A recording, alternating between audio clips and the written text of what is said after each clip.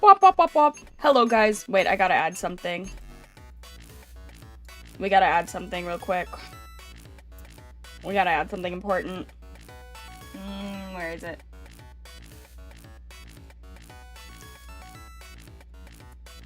Oh shit, I'm not even sure what. Fuck me.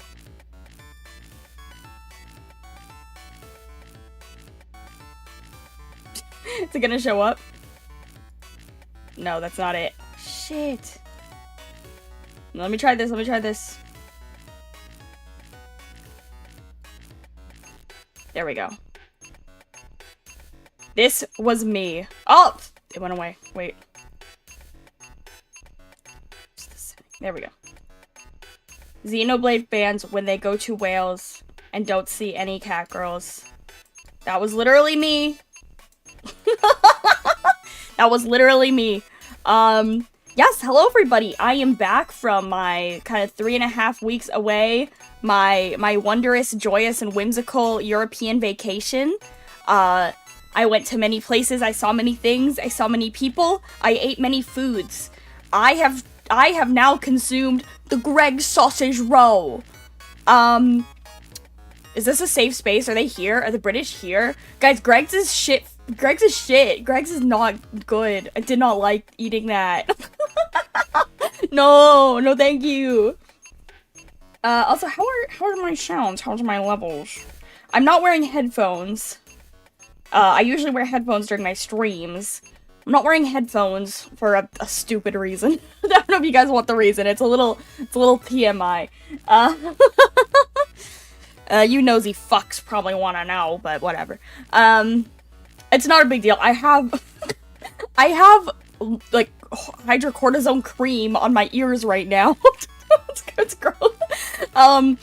But I'm sure I've said this before, I get psoriasis, it's like a skin condition, and right now it's on my fucking ears for some reason, so there's cream on them, so I'm not wearing headphones. Enjoy that fact, now you know that about me, god.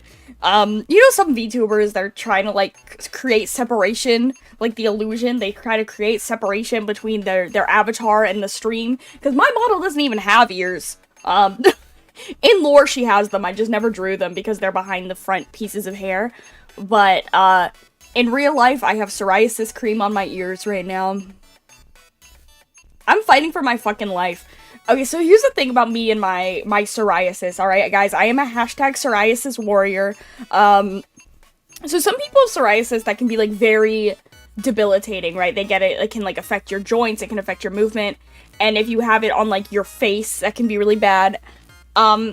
I don't really have that. My psoriasis is very mild. It's not a big deal. It's not like a serious condition. It's something that I deal with. Like, occasionally I put a cream on it.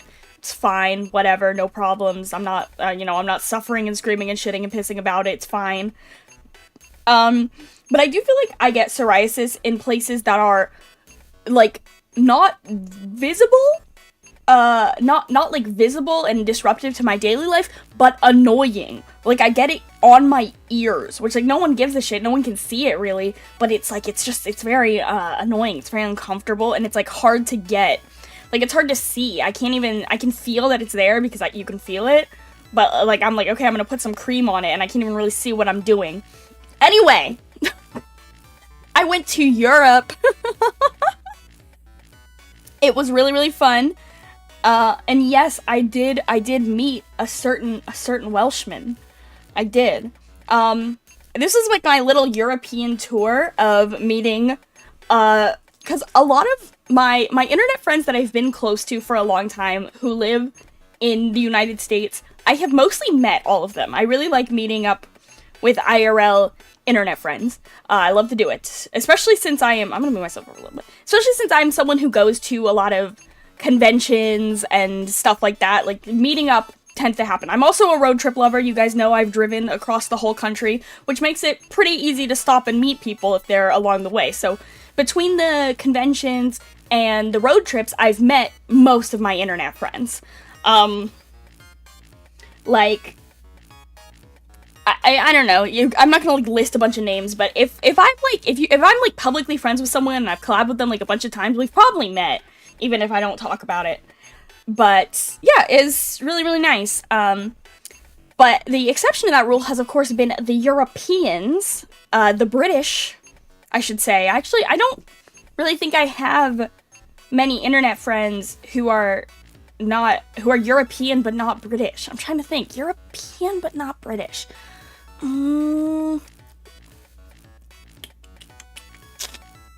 No, I guess I have some internet friends in, like, South America. I should go there.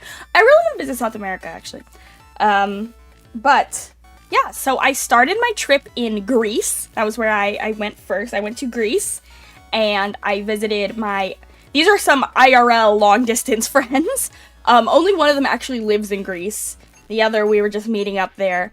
And it was so much fun. I missed them so dearly. I have been recently long-distanced from these friends. It's been a couple of months since we all graduated from college and kind of moved our separate ways.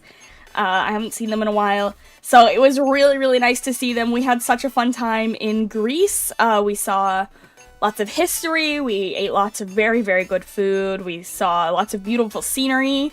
It was great. It was great. I spent about 6 days in Greece. That was actually like pretty much the longest chunk of the trip. That was sort of the main catalyst of this, is I was invited to go to Greece, and then I sort of snowballed it into a long journey from there. So, yeah, after I went to Greece, we visited, I say we, it was me. I traveled kind of solo. I'm calling this my sort of in-between solo trip because I met up with people at every place that I went, but I was alone a lot of the time. I was alone for a lot of the in-between travel. Then I headed to England. I saw the English. I saw Courage and Pixie. We had a great time. It was super fun. Yeah. Really, really awesome time was had there. That was only for about a day. I made a quick stop in England in it. But I did consume the Greggs sausage roll. I did not like it. Greggs sausage roll. I did not. I don't know. It wasn't, like, bad. It wasn't, like... I mean, it was bad. It wasn't, like, inedible. It was just, like... It's crazy to me that that's something you could get at a restaurant. Like, to me, that tastes like something I made in my microwave. So the fact that I purchased it from a restaurant is a little fucked. Did I touch Courage? I did. I did touch Courage. I touched Courage and I touched Pixie. They've been thoroughly touched. Don't worry. It sounds so gross. I'm sorry. I did. I went to Greggs. I also went to Tesco's. But I didn't really buy any food at Tesco's.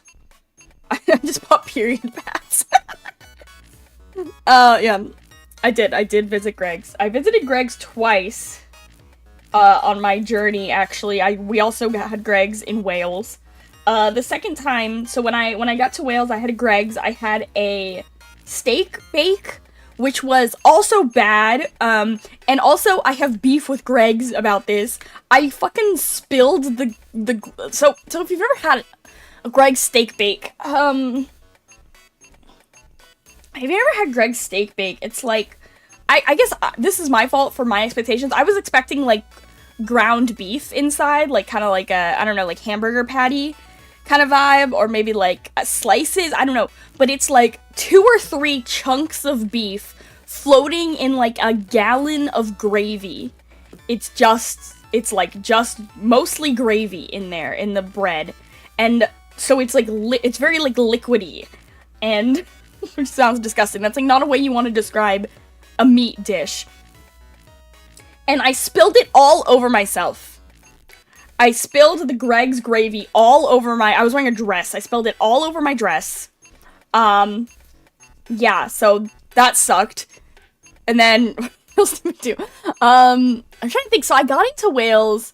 I met up with the Welshman, Mr. Penis. We had a Greggs. I spilled it all over myself. Oh, and then we went and watched Project Hail Mary. We went to the movies. Yeah.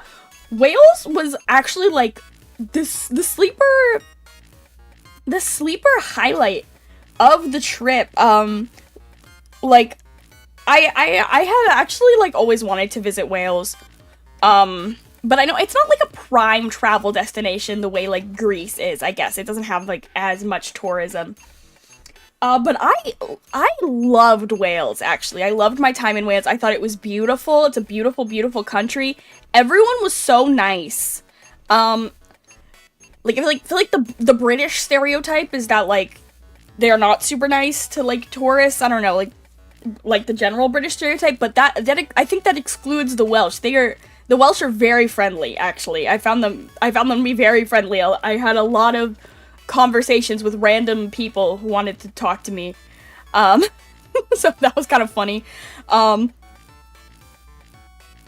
Yeah, and we saw, like, the coast, the ocean, which is beautiful, so gorgeous. Yeah, it was really, really nice. I really liked Wales. There's a lot of interesting stuff around in the city, too. I visited, like, a museum, some, like, cute cafes and shops. It was really, really nice. I really liked Wales. I am a Wales fan. I got a little dragon. It's like a little, I'm holding it in my hands, like you can see it. It's a little Welsh dragon. Whalaboo. Oh god, is that a thing? I like how everything is, like, in Welsh, like the language Welsh. I like how their signs and stuff are in Welsh, and they do the train announcements and stuff in Welsh, even though I don't think, like, speaking Welsh in your everyday life is very common there. Sup, we're just talking about you, talking shit. Yeah, I got a little dragon, he's so cute. He's on my desk. Yeah, Wales was really, really, really beautiful. I really liked it. I want to go back. I want to go to Cardiff, because I didn't get to stop there. Actually, so I left Wales from what is called the Cardiff airport. But, no, we're not literally talking shit. I'm joking, haha, joking. But the Cardiff airport, it's called that, but I don't think it's really in Cardiff. It's in, like, Roos. And it's in this, like, little tiny seaside town. Like, it looks like you're in the literal middle of nowhere. But it has an international airport, and it was the tiniest airport I've ever been to, and it was also, like, completely empty. Like, I walked up to security and whatever, and there was just no one there, except for the couple of security officers. It was, like, it was actually, like, kind of creepy. Like, I've never been in an airport that was devoid of anyone except for the staff. It felt like I'd wandered into the back rooms. It was very spooky.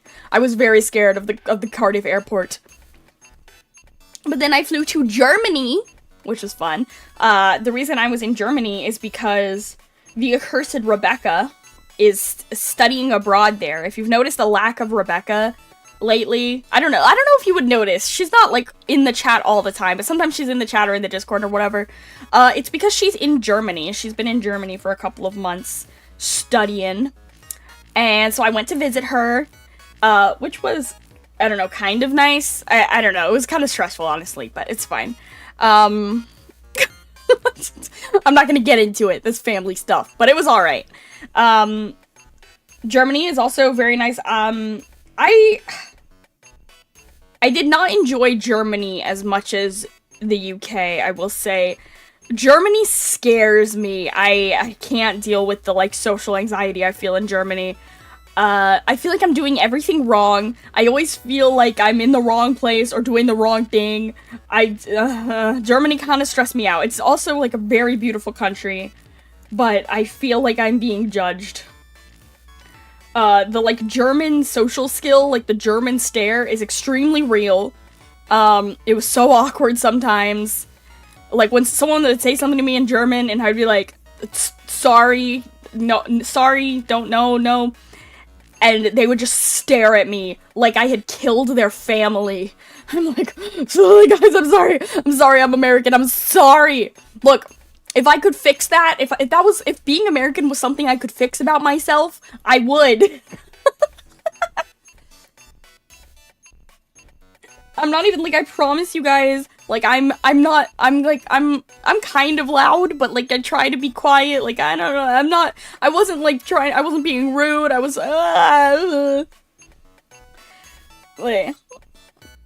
And I actually, I don't know if any of you guys are, like, theme park people, but I spent a day at Europa Park, that's how they say it, but not like that at all, but you get the idea. Which was awesome, actually, it was so fun. I went by myself.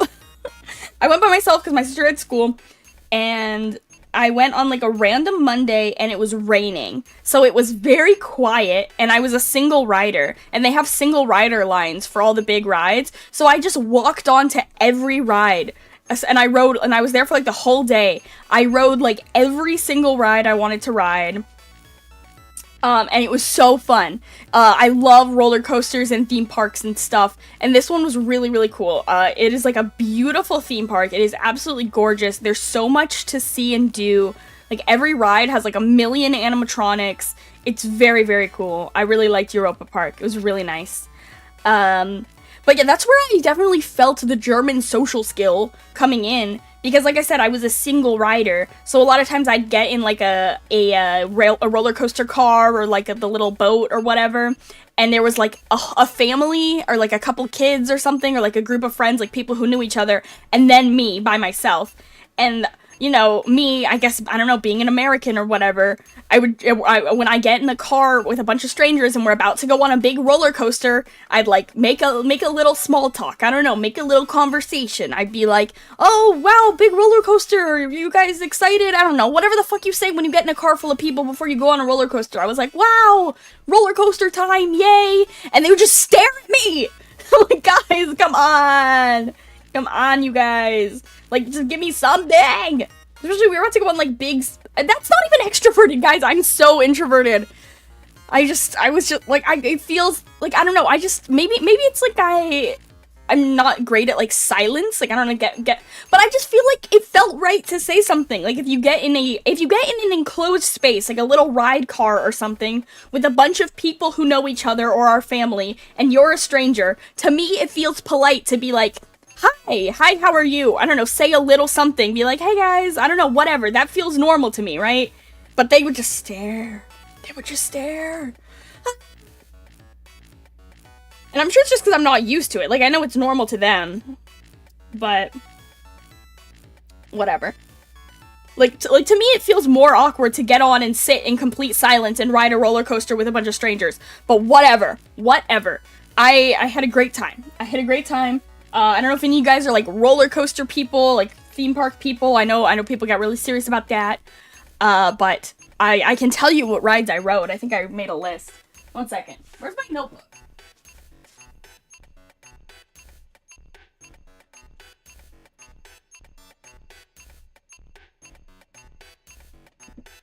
Alright. And then politics. I mean, I don't know if it's political. I think it's just cultural. So, okay, another thing. I've in the last 3 weeks, I've, like, become very into journaling. I don't know.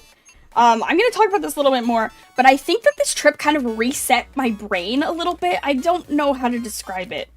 Alright. What did I ride? Okay, here are all the rides I rode at Europa Park.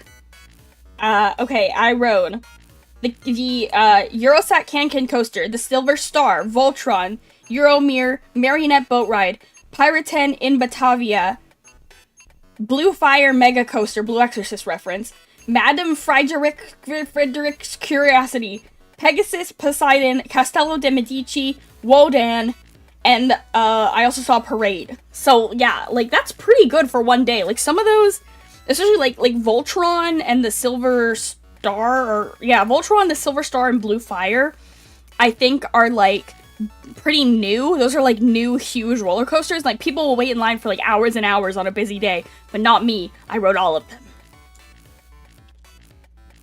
But yeah, okay, so this is where I'm gonna try not to sound, like, shitty and annoying.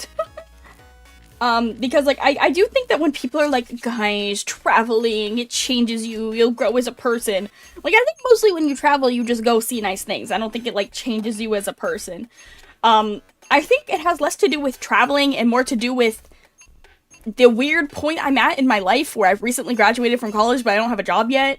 But I was just feeling, like, very contemplative and reflective on this trip, and yeah, it opened my mind, like, not just to new cultures, but I was just thinking about, okay, this is, like, gonna sound very existential, but I was just thinking about, like, the vastness of the world. I don't know, guys, I was just, like, visiting, like, 5 countries, because I didn't even finish the last country I went to, visiting, like, 5 countries in a couple weeks, and, like, I don't know, I was just like, there is so much out there, you know? I don't know, that sounds stupid. It sounds stupid when I say it out loud, but like, I don't know. It def changed your life, you met me, and we saw a bunch of students doing some bullshit in the bar. Oh, I didn't even tell them about that, yeah. We went to a bar, and a bunch of students walked in, and they were all dressed up like different characters from the Lorax. Oh wait, guys, maybe you can help us. Okay, maybe you can help us with this puzzle. Okay, so picture a bunch of, like, basic girls, like, no tea, just, like, you know, a bunch of very normal looking, like, college or maybe even high school, I don't know, like, 18 to 21-year-old girls, like, very normal, okay? Think about some very normal girls. And they're all doing a group costume where they all dress up as characters from the Lorax, right? So they're like, some of them are the Lorax. This is such a pivot. Some of them are the Lorax, like, some of them are, like, the Truffula tree, like, one of them has, like, a couple of them have, like, bear ears, they're, like, the little bears. Probably, I think one of them was, like, the Onceler, one of them was, like, Ted, the boy, whatever the boy's name is. Is his name Ted? Wait. Boy from the Lorax. Boy from the Lorax. Ted. His name is Ted, I was right. I've seen the Lorax a lot of times. It was, like, one of my... It was a movie I watched a lot as a kid. But anyway. So one of them comes in, she's wearing, like... basically, like, normal clothes, I want to say, right? Like, back me up on this, penis. Like normal, like, black kind of clothes, and she just has, like, a pillow strapped to her butt. Like a white pillow just kind of, like, belted to her butt. What character from the Lorax do you guys think that's supposed to be? Because we wondered about it the whole time we were in this bar, and we never got an answer.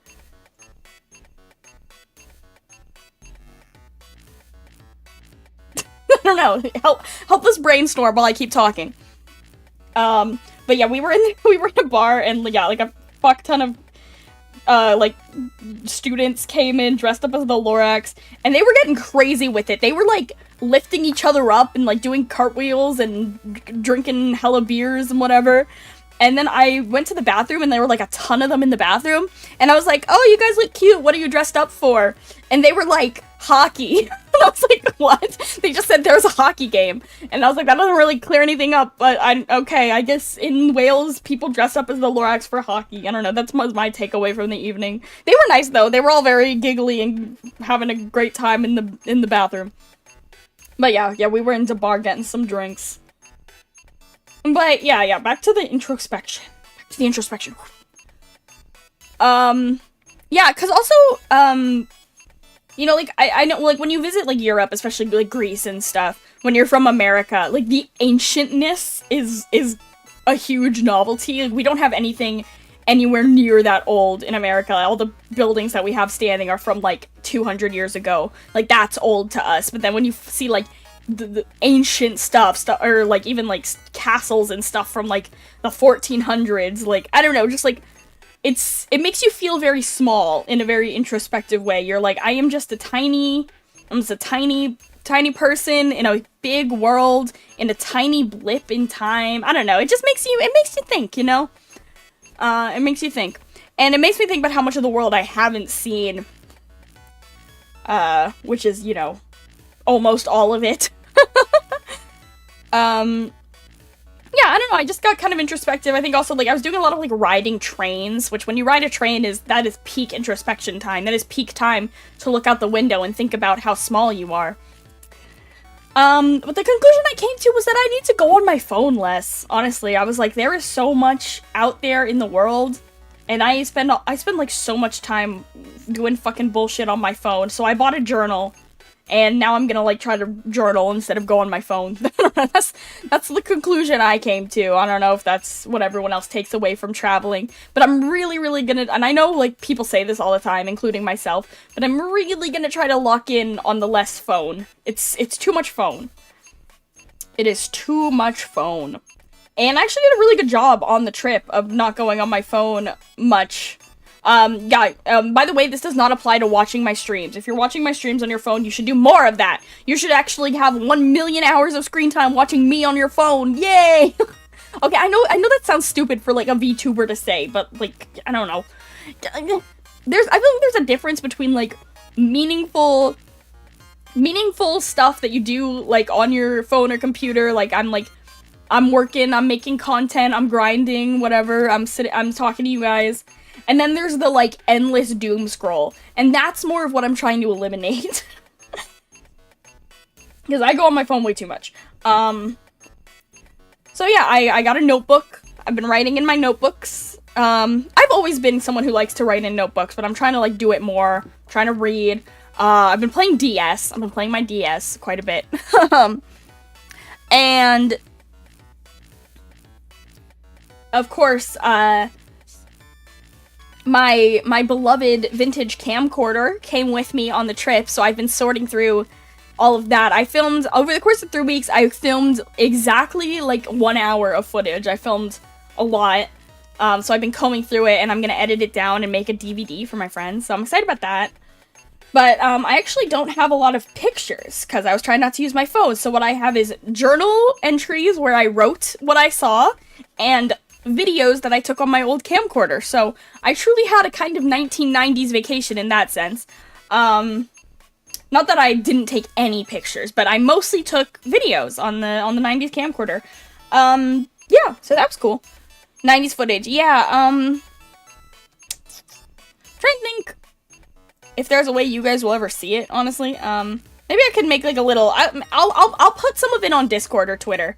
I'll cut some of it that's just, like, a lot of it is shots of just, like, buildings and stuff. But yeah, I did. I went to Wales, no cat girls, what else? What else did I put in the thumbnail? Oh yeah, no UFA metaphor. So overall, pretty flop trip. I'm pretty disappointed. I didn't even get to the last place I went, oh my god. So, also throughout these trips, I stayed either with my friends / my sister, so this is couches or sharing beds, or I stayed in guest houses and hostels, so that was interesting. And then I met up with my grandmother and my parents in Vienna, Austria, and we stayed in a 5-star hotel, and it was amazing. Like after like 3 weeks of hostels and sharing beds, oh, that was really nice. God, it was really, really nice. Oh, okay. Like, obviously staying in 5-star hotel is always really nice, but this hit like crazy, let me tell you. And, you know, I'm acknowledging my privilege or whatever. I know most people don't get to stay in 5-star hotels, but when my grandmother travels with us, she books 5-star hotels. She does. And she pays, so. It was really, really nice. It was really fun. Yeah, Vienna was really cool. Okay, I'm trying to think. I don't want this to get too heavy. But I visited Germany and Austria, right? So of course I had to experience some history, right? Which I think might also led to some existentialism. That kind of stuff always makes me a little existential. Yeah, interesting stuff. You know, interesting, significant, important. Glad I went. Not fun at all, but, you know, you gotta visit the heritage sites. Yeah, it's hard to comprehend, and, you know, like, they make the museums, the memorials and stuff are really nice. They do a really good job of, like, victim testimony and stuff. Like, they have a lot of interviews and stuff you can... I went to a really nice museum that had, like, a whole library of, like, kind of donated and collected materials of, like, survivors and their testimonies and stuff that you could go through. And it's very powerful, it's very moving. It is, it's really hard to get your head around in the modern day and age. But it also just makes you... It makes you think about your own life, you know? Not to, like, center myself, but... I'm like, damn, you know, because you read about this stuff, and a lot of the survivor testimony we have nowadays is it's almost all from people who were children at the time, in, like, World War II and stuff. You know, they were, like, 13, 14, and you're like, God, you have these, like, 13, 14-year-olds, like, or, like, even younger, like, thinking about their survival, and I'm out here scrolling on my damn phone! I don't know, like, I know that that's, like, a really weird thing to take away from a Holocaust museum, but it just makes you think about, like, how you spend your time, you know? That sounds nicer than I'm on my damn phone. But it makes you think about how lucky you are to have the time that you have, and I'm spending it on my damn phone, so, yeah. But yeah, it's definitely, I think that definitely contributed to the existentialism of the trip, the location. Yeah, you know, Germany and Austria,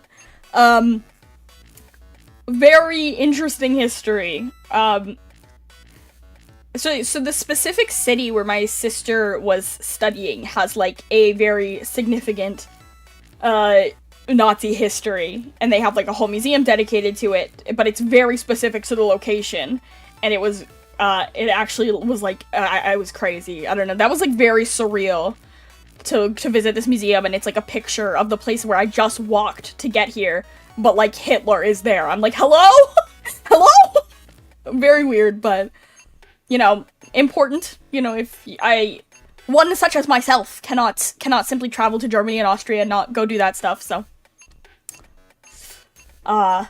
It was meaningful, which is the best you can say about it, right? Everything I learned scares me, makes it feel like there's always a chance of stuff repeating. Yeah, I mean, that is definitely true. That is definitely true. Yeah, very scary. Especially as an American. Not to get too woke on you, but you guys know I'm woke, it's whatever. But, yeah, they talked a lot about, like, present acts, because, there's actually, like, way less anti-Semitism in, like, Germany than there is in the United States, because it's, like, a really serious crime there. You can, if you put, like, a swastika on your car or something, you can, like, go to jail. But in America, you can just do that. And people are like, it's freedom of speech, or whatever. And to be clear, I don't necessarily think that that's right. Like, I don't know if jail is the appropriate punishment, but you shouldn't just be allowed to do it. I don't know. I'm not a government. I'm not a politician. Maybe I should be. But yeah, Vienna was fun. They have, Vienna is almost like, it's all like castles and palaces. It's very, very beautiful. Very, very, like, luxury vibes. It's a lot of the royal family. The Habsburgs, in fact. It's everything there is related to the Habsburg family. It's like, this is where the Habsburgs live, this is where the Habsburgs, whatever. Yeah, a lot very Habsburg-centric.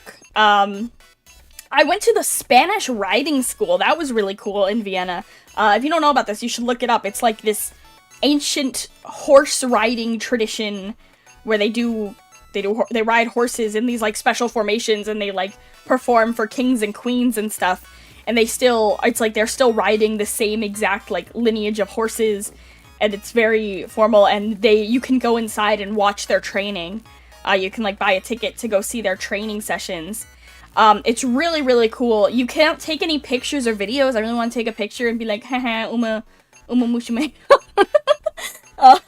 You can't take any pictures or videos because it's a school, right? So a lot of the people riding are, like, 16, the people in the training program. They're just kind of, like, random minors who go to this, like, horse riding high school, so you can't take pictures or videos. But it was really cool. If you're ever in Vienna, I recommend Spanish riding school training. You can go watch it. It's very cool. They're these beautiful white stallions. They only ride the Austrian white stallions, and it's very, very sick. Very, very beautiful, very interesting. What else did I do in Austria? Oh, I went to Freud's house, where he got freaky with it. You know, Freud, he's a freak, but I got to see, that was interesting. I got to see, like, his office and stuff, and read about how he wanted to fuck his mom, or whatever Freud gets up to. Oh yeah, I was pilling the whole time. So there was kind of like a complication with our ticket, where, they ended up not having the tickets for the right thing, so we were going to the other show at the last second. And so me and my family couldn't all sit together. We were all kind of scattered. So I was texting my sister from, like, across the aisle, and I was sending her Uma Musume gifs, and she was like, stop. She does not like Uma Musume. My dad, okay, this is funny, my dad, like, genuinely thinks Uma Musume is really creepy. Like, I showed it to him, I was, like, playing it on my phone, and he's like, this is really creepy. I don't know what it is, like, he's not even, like, he, like, has a strong stance against horse racing or whatever. He's just like, this looks creepy, like, visually. He's like, afraid of the way it looks. Which is weird, because, like, it's not, like, I don't know, it's, like, my dad likes anime. Like, he's not, like, afraid of, like, I understand when sometimes people who are not familiar with, like, the anime art style see it, and they're like, whoa, their eyes are huge, like, that looks crazy. But he's just, like, creeped out by the fact that they have, like, ears and tails, I think. I don't know. Yeah, my dad is weak. He will not survive the winter. He thinks Uma Musume is creepy. Because one time we were sitting in a sports bar eating wings, not really to watch any particular sports, we just liked their wings, and they were playing horse racing on one of the TVs, and I was like, oh, horse racing, like Uma Musume, and he was like, what's that? And so I pulled it up on my phone, and he was like, this is really creepy. Yeah, what else? Well, that's about it. I left from Vienna. Everything was pretty good with travel. I actually managed to not miss any planes, buses, or trains. I came very close, but I didn't, which is good, because, like, especially, like, when I was visiting in England, I had to, like, take a plane to Heathrow, and then take a bus to the train station, and then get on a different train, and I was gonna be, like, cutting it really close, and I came really, really close to missing that bus, which would have made me miss the train. So there was just, like, there was a lot of points of failure, there was a lot of points where things could go wrong, and I could miss my train, my flight, my bus, like, all the connecting pieces, and I did come very, very close to missing some, but I didn't miss any. Yay!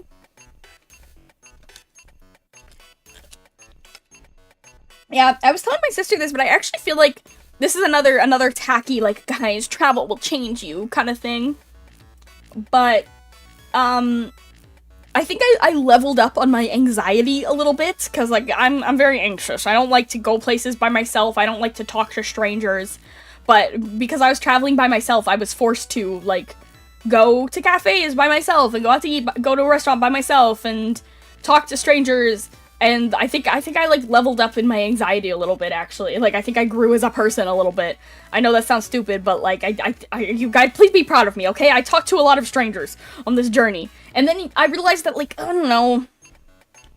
Anxiety is so stupid. It's so nonsensical. Like, what the fuck bad is gonna happen if you talk to a stranger? Nothing! Nothing bad will happen! It's fine, you're not gonna die. Start the whole conversation with a group of bribes. It's not, I wasn't starting a whole conversation, okay? I wasn't like, hi, my name's Amanda, how are you? I was like, hi, big roller, I was like, oh, we're on the roller coaster. I don't even know what the fuck I said. What do you say to people when you get on a roller coaster? I was just like, oh, yay, I don't know. Like, we were about to go on, like, a really big, huge, scary ride, and I was like, oh, I'm kind of scared. That's not starting a conversation. That's, like, one comment. Like, I didn't want a whole response from them. All I wanted was, like, yeah, whatever, like, oh, yeah, we're going on the roller coaster. I didn't want their life story, but instead they just stared at me.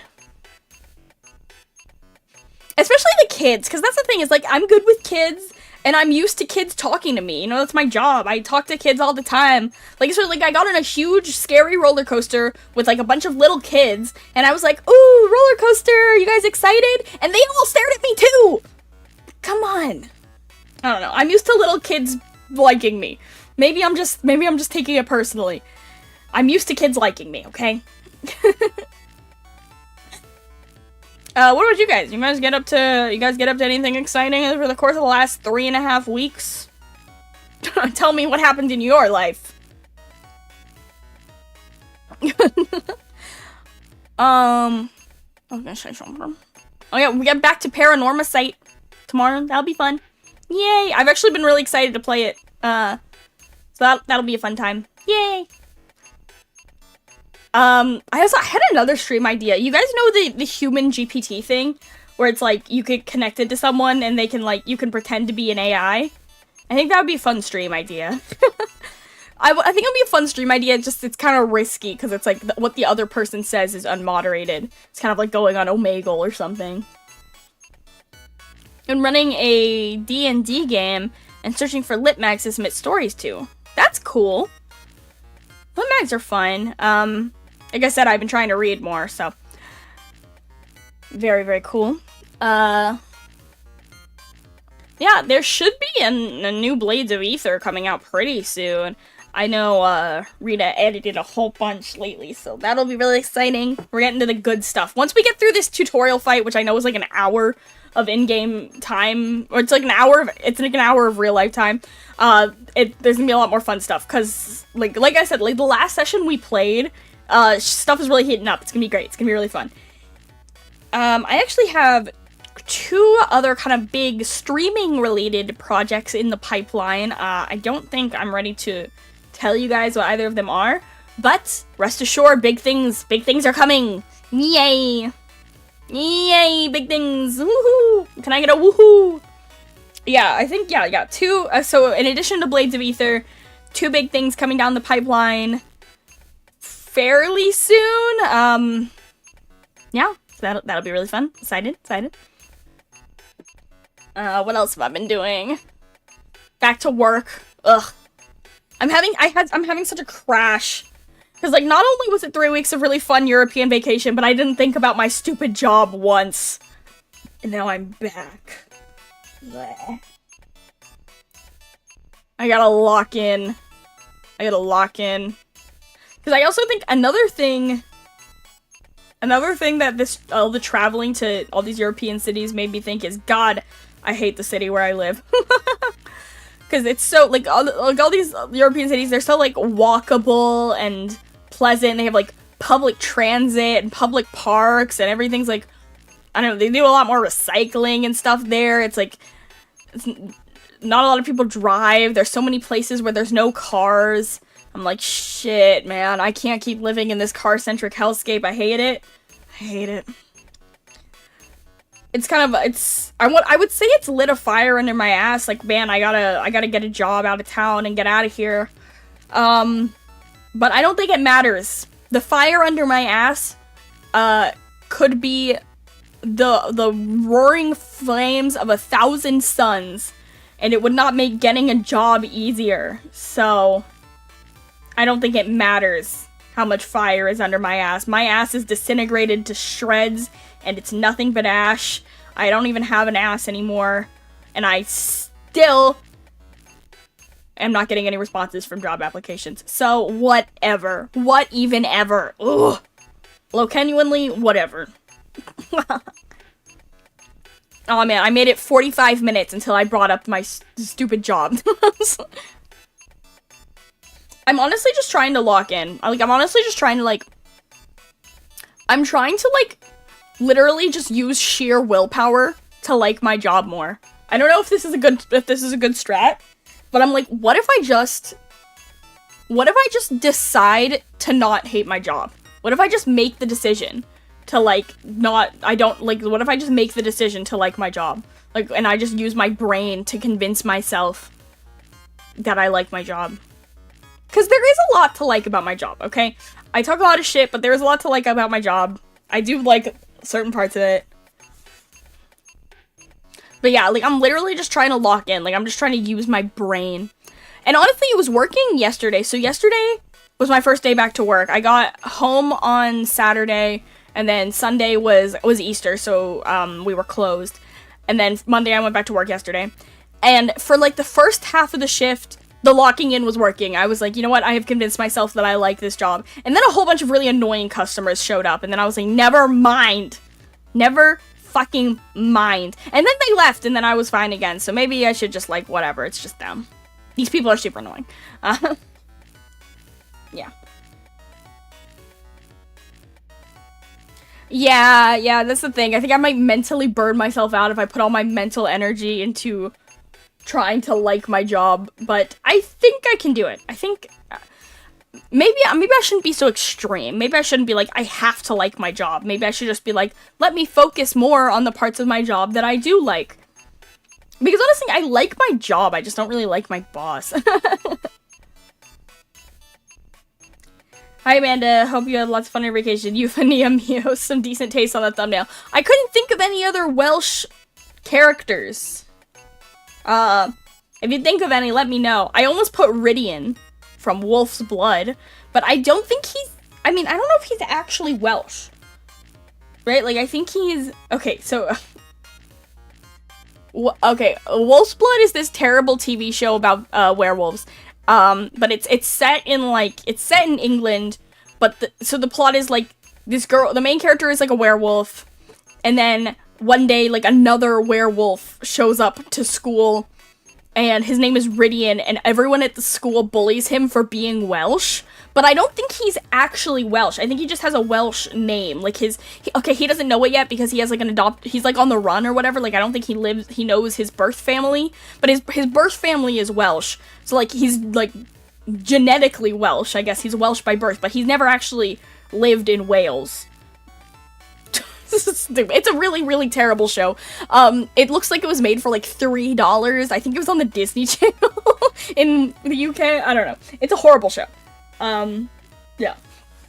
But there's a character named Rydian, and he is of Welsh descent, but he's not literally Welsh. Like, he didn't live in Wales, and I don't think he has a Welsh accent, although I probably would not be that good at identifying it. I also haven't seen this show in a while. I kind of want to watch it again because it's hilarious. If you're ever looking for, like, a really good...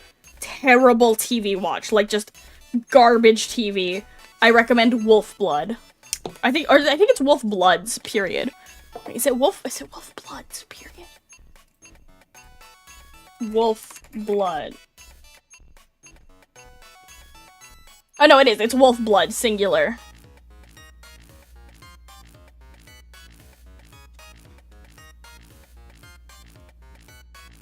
Yeah. It's a terrible show. Very bad. Very bad in the best way. It is hilarious. I do actually kind of recommend it. And it's on Tubi. You can watch it for free on Tubi, my beloved. And there's a character named Rydian. That is all. But yeah, what other Welsh characters? I mean, I think that's why, like, the Xenoblade cat girls stand out so much, is because it's rare to hear Welsh characters in video games, including Yufa, who, by the way, I'm so bad at identifying accents. I didn't know until, like, I freaking beat Metaphor, and Penis told me that Yufa was Welsh. I didn't even notice, because her accent's not very thick. Like Nia Xenoblade has, like, an extremely thick Welsh accent. Like, it's, like, next level. I think that's why everyone notices so much. But, like, I don't know. Yufa's Welsh accent is subtler, at least to me, an American who is bad at I'm bad at telling the UK accents apart, okay?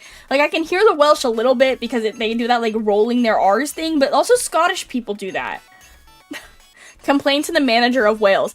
This is a good idea. Hi, Rita. Don't forget to make the changes in the thumbnails. Don't worry about it. Don't worry about it. You clicked anyway, didn't you? Yeah, it was really nice. Okay, who is the manager of Wales? Manager of Wales. Who's, like, does Wales, do they have, like, a prime minister? Well,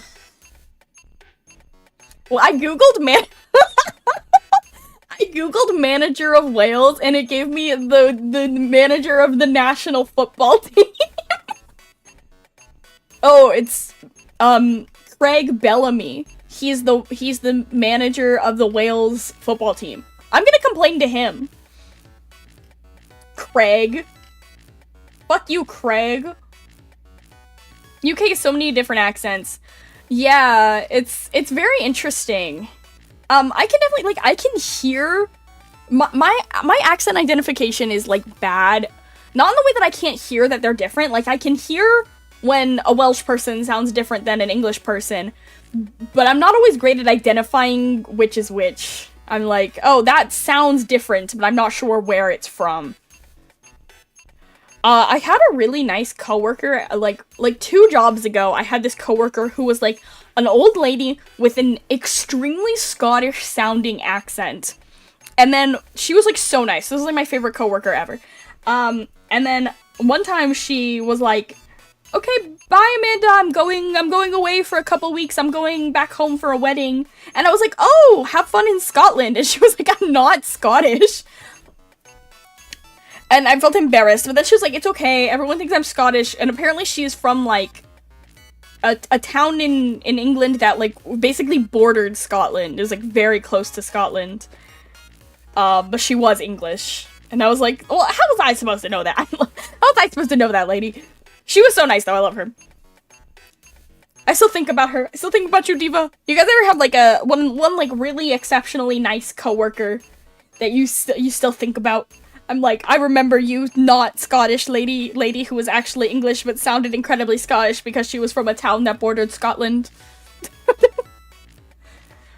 That's one of those things where it's like, if you live in a town that literally borders Scotland, like, she was like, I could see Scotland from my yard or whatever. Like, at what point is there no difference in that accent? It's gotta be very similar, right?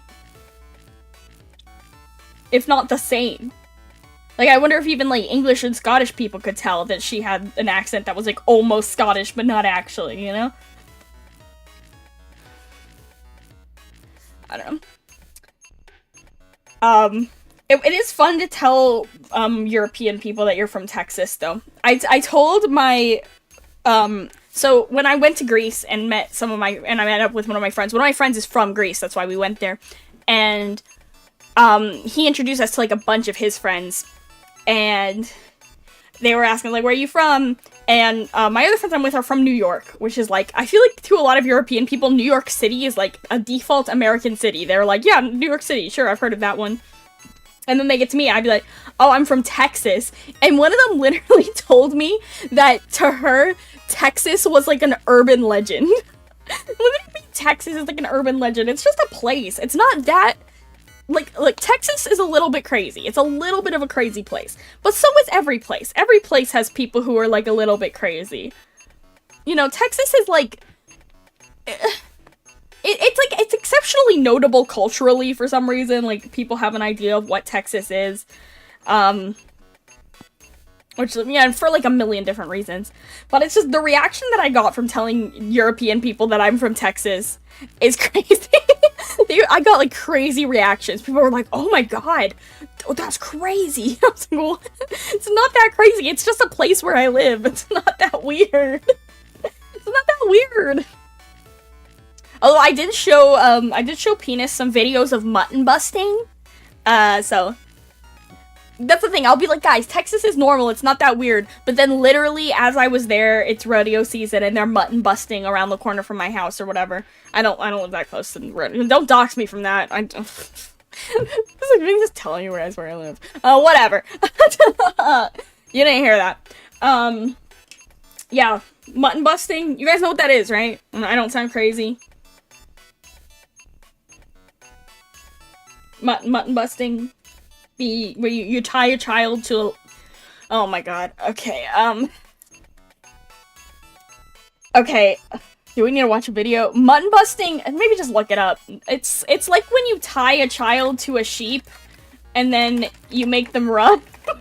You make them run, and it's a competition to see which child can hold on to a sheep the longest. It's like the most Texas thing ever in the world. Like, look up... I'll find, like, a picture.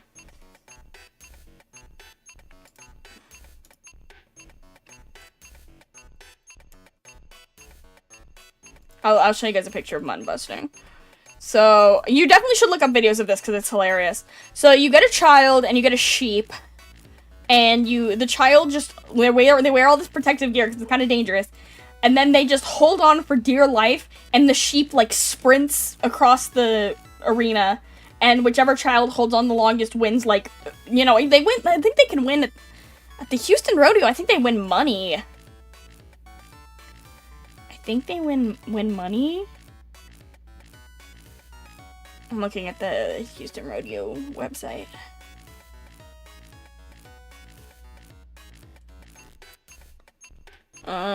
Okay, it costs $20 to enter, but what can you win? What's the prize?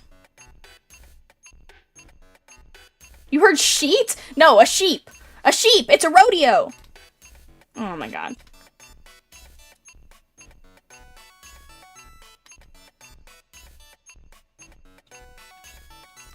What do you win, though?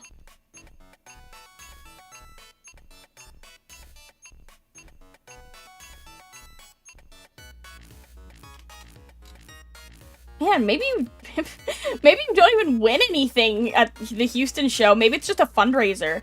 A lot of the rodeo is like non-profit. It's raising money for like kids to go to college. But yeah, I think at some of them you can win like a lot of money. So parents are like, it's like pageants. You know, parents get like really into it. We need to wait. That's a genius idea. Okay, wait. I'm writing this down in my notebook. We need like a sports anime about mutton busting.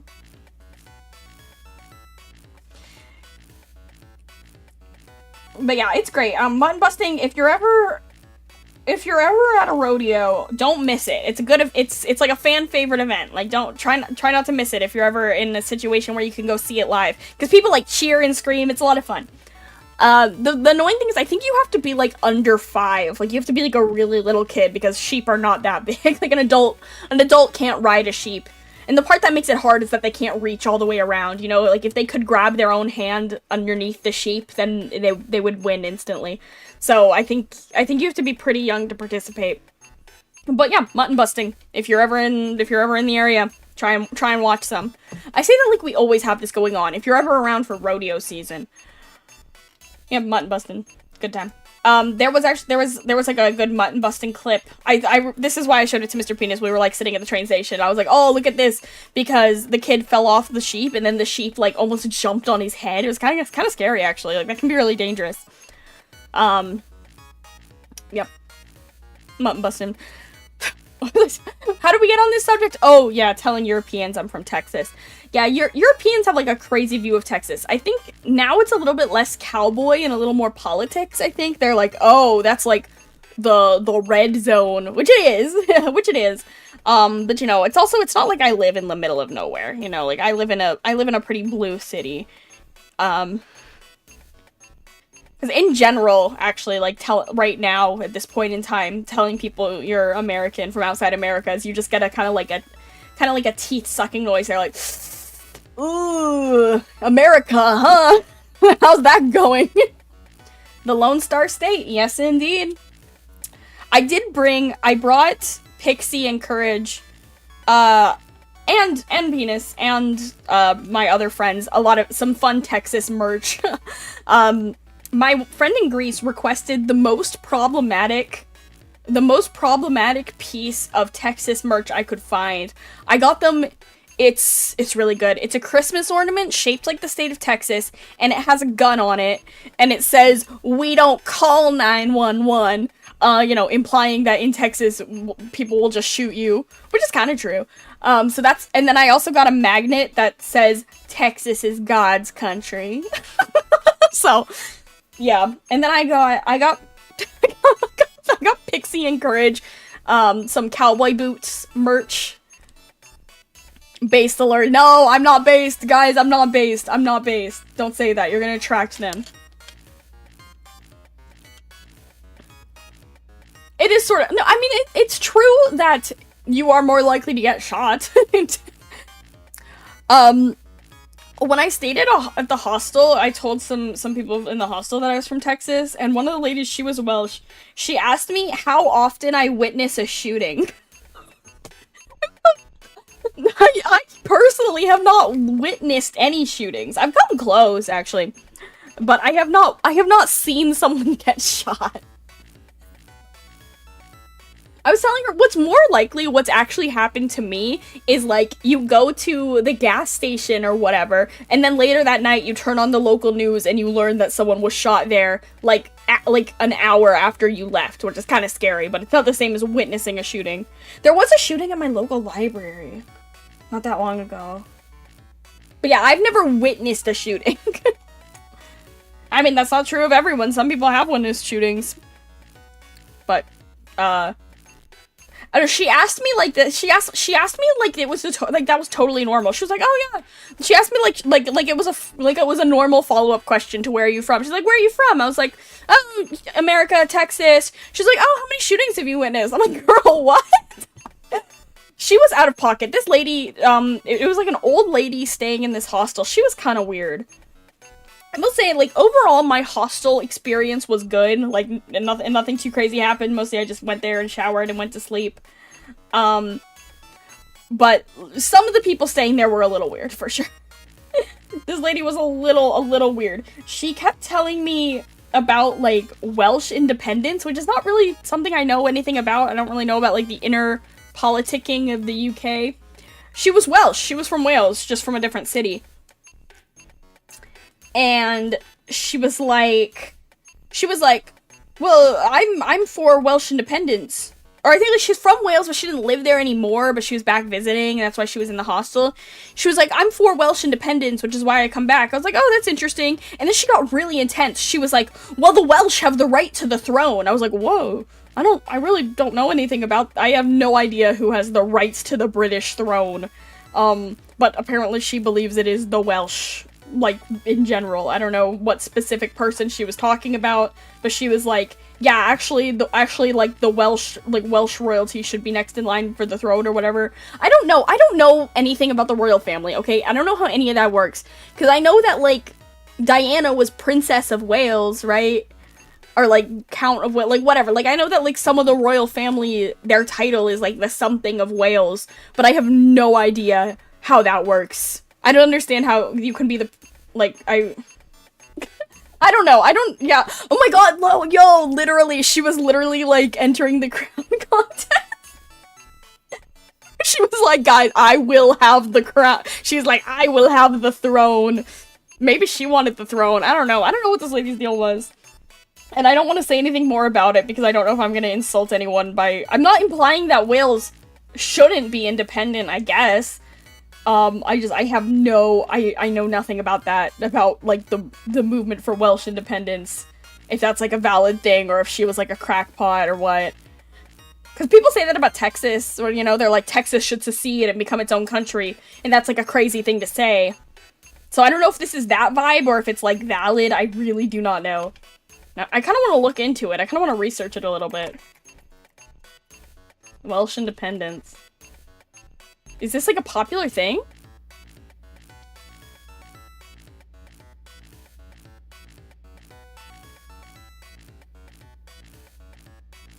I really don't know if is this, like, a popular opinion for Welsh people to have.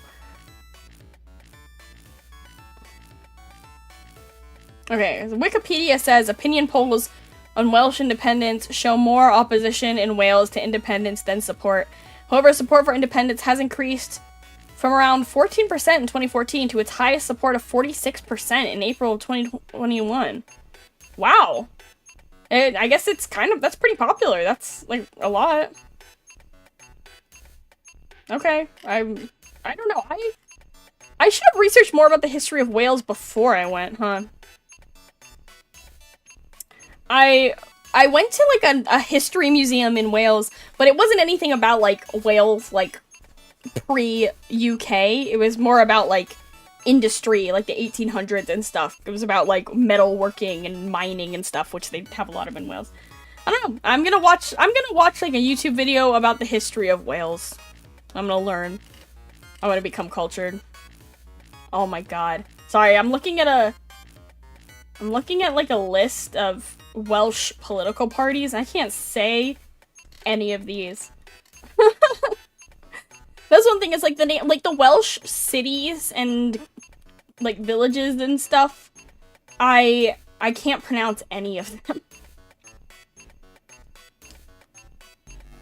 I do know that Wales is, like, considered, like, it was colonized by the English, so I guess I respect their fight for independence. I don't know. I do not know much about this. I'm way out of my depth here, guys. I'm way out of my depth. I don't know anything about this.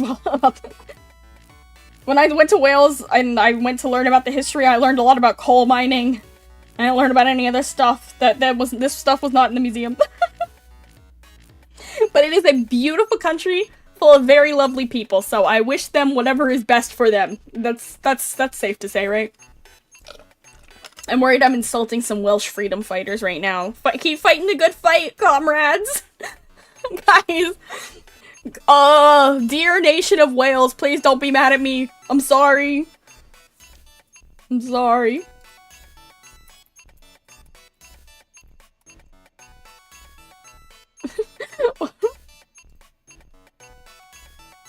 I'm Google translating. Okay, wait, how do you say this? Let me turn on the audio for a second. Wait, why won't it read it out?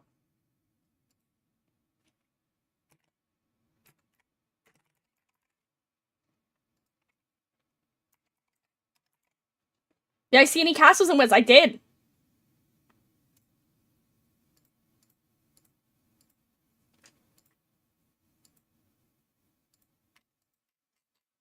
What the fuck is wrong with Google Translate? Why is this website shit?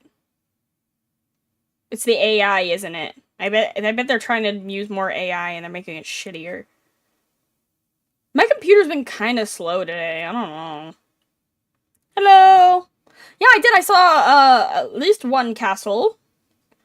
I saw a lot of other things that I don't think they were castles, but they really looked like it. I think they were technically more like military forts or like stuff like that, or like really like fancy houses. Like I don't think they were technically castles, but they looked like it to me, an American. Wait a second.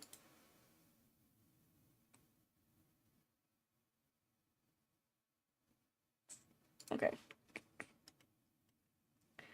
Yeah, Europe was great. It was really, really fun. I saw a lot of friends. I saw a lot of beautiful places and beautiful things and had a lot of good food.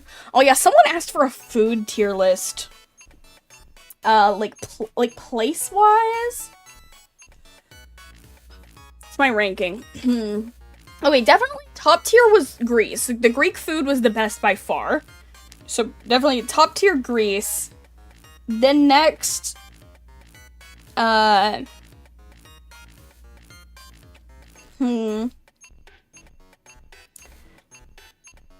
that, probably Vienna, and then, I don't know.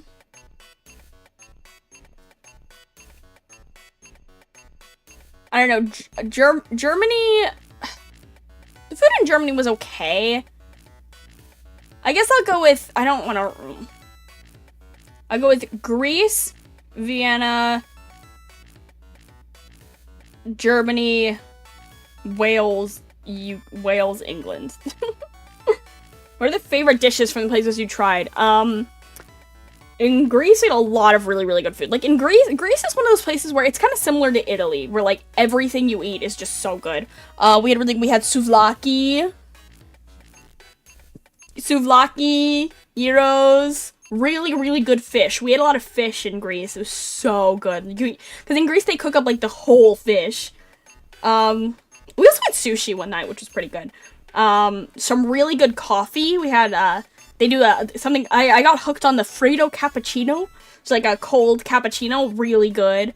They also have really good pastries in Greece. They have these, like, feta pastries.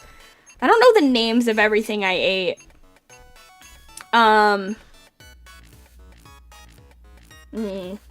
So because I was traveling with my friend who's local and who's like speaks Greek and stuff, we really just let him order for us every time. He's just like, I'm gonna order a bunch of food, and then we ate it. So I don't even know what it was. I had this like a beef stew that was really good. We had some really good desserts too. We had like baklava and stuff. In Vienna we had really good. I had schnitzel. Love a schnitzel. Oh, love a schnitzel. Good Wurst sausages. The sausages in Germany were good. The sausages in England were bad. Although I did have a good English breakfast. I love a full English breakfast. I think I'm gonna start eating a full English breakfast. Maybe not full, but I think I'm gonna start eating beans for breakfast.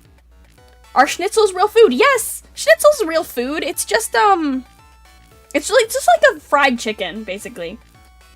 like a Wiener Schnitzel. It's basically it's just fried chicken, but it's pounded first. They like pound it flat and then fry it. It's just a kind of fried chicken. It's good. Yeah, schnitzel. I had a good goulash. I hate goulash. That was good. I also had like a beef broth soup. They call it like a clear broth soup in Vienna. That was good. The weather, it was all pretty cold actually. Greece was beautiful. It was all like a little gray. You know, I could have done with a little more sun, but it was March. So it was definitely the rainy season. It rained a lot. But I found it to be nice. I don't know. I don't like to be hot. So I actually really enjoyed the weather. I actually thought this was a really good time to travel, March, because it was not hot and it was also not crowded. Like, we went to like the freaking Parthenon and these Austrian palaces, like huge tourist attractions where people wait like in crazy, insane lines. Like, things just get absolutely packed with tourists in the summer. And I would not like to do that at all. But everything was like, the longest line we waited for was to buy tickets for the Parthenon, which was like a 15-minute wait. Like, we didn't wait in any long lines. It was actually great. I think if I can avoid it, I am never going to travel during the summer. I understand why people do it. It's also like people who have kids and stuff. Like, you know, I understand that not everyone can just take 3 weeks off to travel during March, but I can. So I think as long as I can, I'm going to try to travel in the off season. Was the food better? Yes, it was better. It was better, and it was also cheaper. Everything was cheaper, actually, in most places, except Austria. Vienna is like kind of an expensive city. But pretty much everything was cheaper. So, you know, things are going great. Things are really boding well for the US. Our currency's pretty weak, too. Like, the conversion rate was bad. My friend, I converted, like, euros before I went, but my friend did it at the airport when he got there. And he was like, oh my god, I just got, like, 200 euros, and it was, like, $400. I'm like, holy shit. Yeah, we're cooked. The dollar is cooked right now.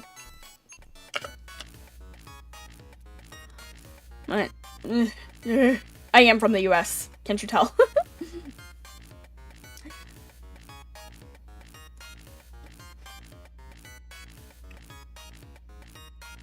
One person asked me if I was from the US. Like, that's the thing is, like, most people, like, I would talk to them, I would say something, and they'd be like, oh, you're American. Well, one person was like, are you American? I was like, girl, yes. I don't know, I guess maybe if you don't speak English and or like English is your first language, or you're not American, maybe you can't, maybe like, I guess I could be like Canadian, I don't know. I don't think anyone from the US or Canada would confuse me as being Canadian, but maybe if you don't recognize the accents. I did have a funny interaction. So when I was in the town where my sister's studying, they have like it's like a tram ride up to the top of the hill. It's like a tram ride up to the top of a hill, and then you can see down. It's like a nice lookout point, and you have to buy a little ticket. So I was buying a ticket, and the people behind me in line were like also trying to buy a ticket, and they asked me, and they were American. They were like, do you speak English? And I was like, yes. And then I helped them buy the ticket, which all I did was show them that the machine could be put in English. And then they were like, so are you from around here? I'm like, yes, I'm from Germany. Because like, I am Texan. Fuck, man. Is it that bad? Ugh. Yeah. I actually feel like when I was around British people, the southern accent got worse. Like, I feel like I sounded more southern the more I was around British people. I don't know if maybe it's just my ears playing tricks on me, but I feel like it got worse. Yeah, yeehaw and all that shit. He had a great aunt who had a house in Cape Cod. You just had to walk down a trail through the woods and you make it to the beach as a kid. Oh, that's so nice. Wow, Cape Cod. Fancy. Yeah, when I was younger, we had a lake house in the Texas Hill Country, you know. And it wasn't okay, so for most of the time that my family owned this lake house, the lake was not there. It was dry from drought. There was no lake. So even though we had a really great time, we had a really good time in, like, doing vacations and stuff in that house, because there was, like, a pool and whatever, but we almost never got to go on the lake because it didn't exist, which is the most Texas thing ever, to have a lake house and it's just on a dry-ass pit. Although we did have a lot of fun when we were kids. We'd go down to the dry-ass pit that used to be a lake, and we'd just go hunting for stuff, and we'd find stuff people had lost in the lake. It was, like, a lot of sunglasses, we found some old phones, wallets, flip-flops, and a lot of snakes, which terrified me. You guys know I'm terrified of snakes. But yeah, if you ever get a chance to go on a dry lake bed, watch out for snakes, but it's some pretty good treasure hunting. Find some fun stuff. Any money in the wallets? I don't know. I don't remember. It was a long time ago. I think maybe there was, and my asshole cousin took it. I have this evil cousin who I hate. You guys know this. I don't know. I actually don't know if you know this. I have an evil cousin who I hate. And he probably took all the money from me. Well, he was just like a spoiled brat. I'm sure, like, when I say took all... You guys know how it is. I feel like a lot of people have a cousin like this, or a sibling like this, or something. This is gonna sound familiar.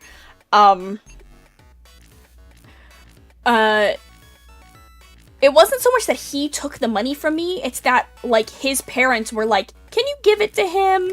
And then my parents made me do it, you know? Like, maybe it was more the parents' fault. But my parents and my aunt and uncle always made me give him things growing up. Is he actually evil? Yes. Yes. My cousin... I'm thinking how much I want to say about this. This is my family lore. My cousin... let's just say, is frequently in trouble with the law for sometimes racially motivated reasons. That's all I'm gonna say about my cousin. Oh my god. I'm gonna get in trouble for saying this. I might cut that out. It's not really any of your business. Yeah. Yeah, my cousin's crazy. My cousin's not. Okay, I will say, my cousin, okay, I do want to take back calling him evil. My cousin is extremely severely mentally ill, alright?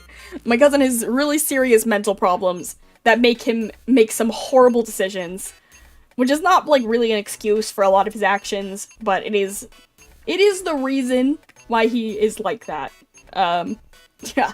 My cousin needs medical care, I will say, and he refuses to get it, and he is an adult, so his parents can't make him. But that is, yeah. I'm gonna change the subject now because it's really not my situation to tell, you know? I kind of wish I hadn't brought it up, actually. But anyway, that's how it is. What else? I'm playing Paranorma Site tomorrow. Beautiful transition, Amanda. Great. My cousin is H.P. Lovecraft. I mean, my cousin is Jewish also, so he's not quite there, but yeah, it's sad. It's a really sad situation, actually. Like, I don't have much sympathy for the guy, but he really needs medical care. I will say that. Okay. What is H.P. Lovecraft? Okay, H.P. Lovecraft. Really? You don't know? H.P. Lovecraft is an author. Or was an author. He's dead. He was the author. He's basically like the father of Eldritch horror. He wrote the Call of Cthulhu, most famously. Is that, I guess, most famously Call of Cthulhu, right? Yeah, I'd say that's the most famous one. He wrote a lot of other stuff too, but he's also like, he was also like insanely racist. But, like, in a very, like, paranoid, mentally ill kind of way. Yeah, so, like, monsters and stuff. Yeah, I mean, definitely worth looking into. Cosmic horror is very cool. It's very interesting. Oh, yeah, do not look up the name of Lovecraft's cat. You guys are so funny. You guys are so funny. Why is everyone racist? Everyone's not racist. A lot of people are, though. Especially, like, Lovecraft is from, like, the freaking 1800s, so... It can't be that bad. Don't look it up! Don't look it up! Don't look it up! Yeah, he was born in 1890, so... I mean, I'm sure it was pretty common to be racist back then.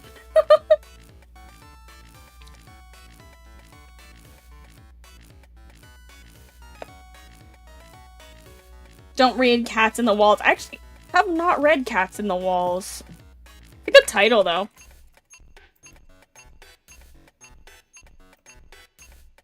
Probably a man of his time. That's actually not true. Reportedly, in, like, his letters and stuff, people thought Lovecraft was crazy and racist even for the time.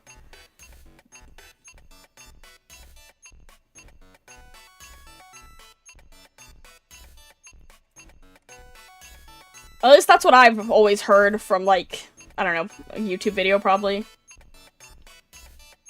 Yeah, I remember hearing that he was actually, like, considered to be racist at the time, which is pretty impressive. Because, yeah, like, he was like a xenophobe. Like, he wasn't just racist against, like, black people. He was, like, super like, wasn't he, like, extremely anti-Irish or whatever? Like, he was even against other white people, you know?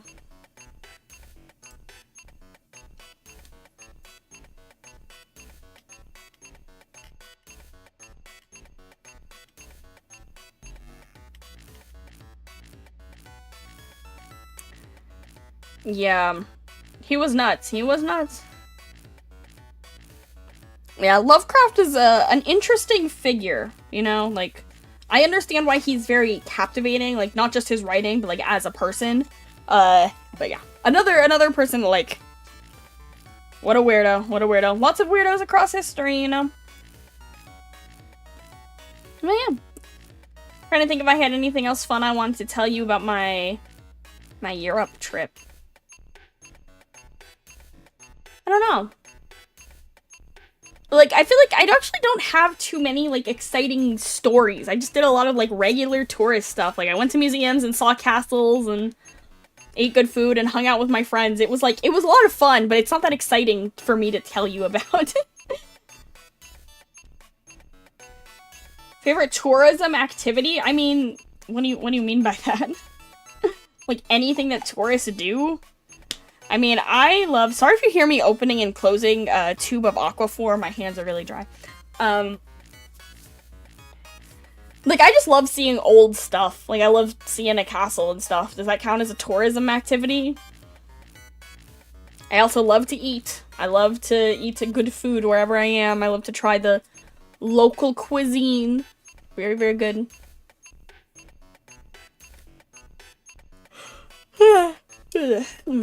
Excusez-moi.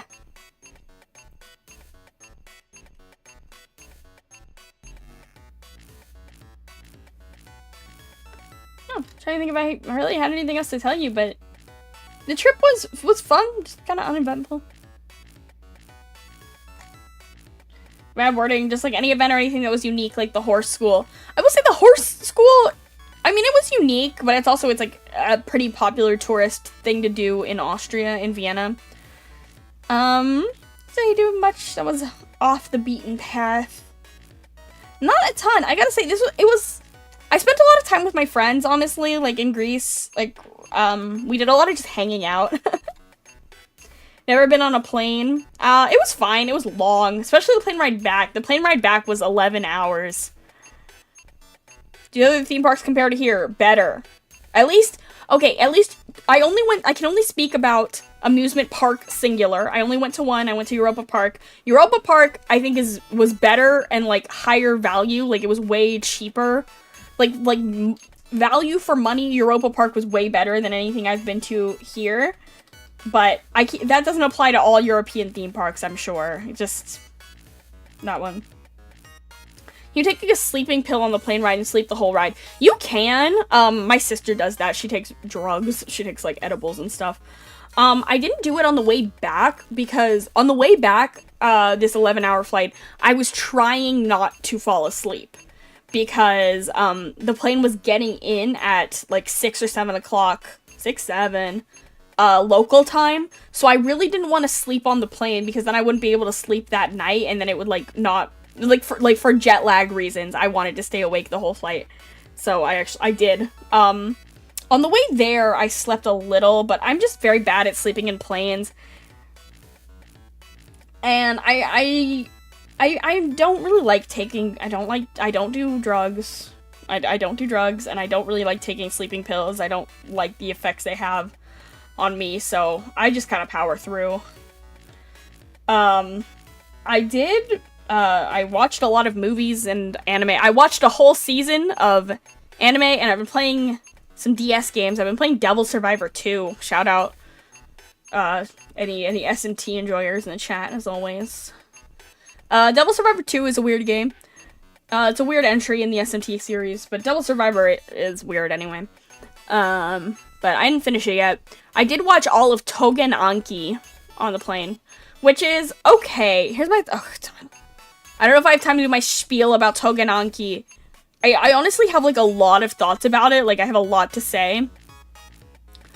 The first, like, 16 episodes are slop. It's like, I've been calling it, like, shonen slop. It's very derivative of other things. It's pretty boring. I was not a fan. The last chunk of the season, it suddenly becomes really good. So, I honestly feel like you should just start halfway through. I don't know. That's not how I really feel, but... like, I can't even tell you if I recommend it or not. Like, I enjoyed it, I guess. I don't know. I have so much to say about Tougen Anki. Maybe I'll say it another time. I'm not gonna get into it. But yeah, maybe it's just about... Dude, it is a great season for anime right now. Like, the, like, summer, or spring or summer season, whatever season we're in, just got started, and it is looking good. New Iruma-kun! Yoo-hoo! Woohoo! Yay! Season 4! New Iruma-kun. What else we got? Witch Hat Tellier. Someone knocking on my door.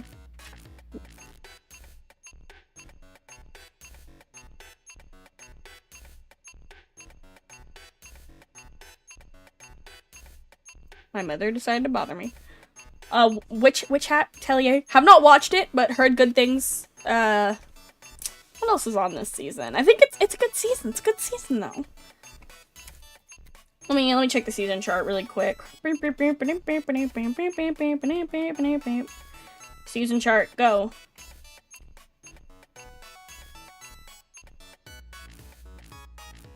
Oh, Ascendance of the Bookworm is still going if you're into that.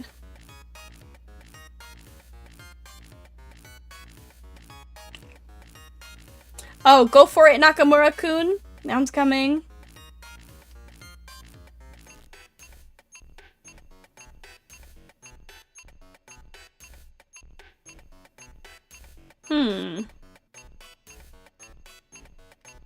Yeah, I'm looking at the season chart. There's some interesting ones. Marriage toxin. What is marriage toxin? Sorry, just like... Oh, Maho no Shimai Lulato Lily. I'm gonna watch that one.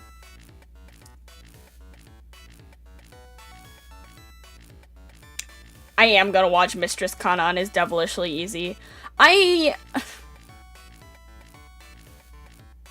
I'm so... Shonen slop. Okay.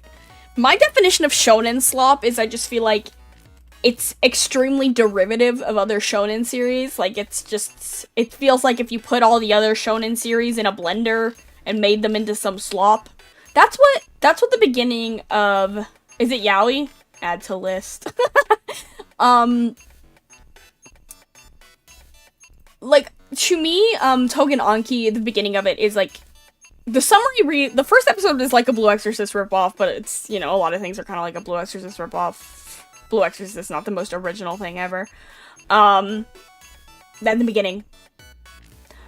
But then, it's, I don't know, like, to me, Tougen Anki feels like if you put, like all the heavy hitters of recent shonen, like, if you put, like, Jujutsu, it feels very derivative of, like, Jujutsu Kaisen, Chainsaw Man, and Demon Slayer to me. It's like if you slopified all of those, like, the heavy hitter, like, high budget shonens. Like, the animation is really high budget, but it's mostly just, like, all flash, you know? I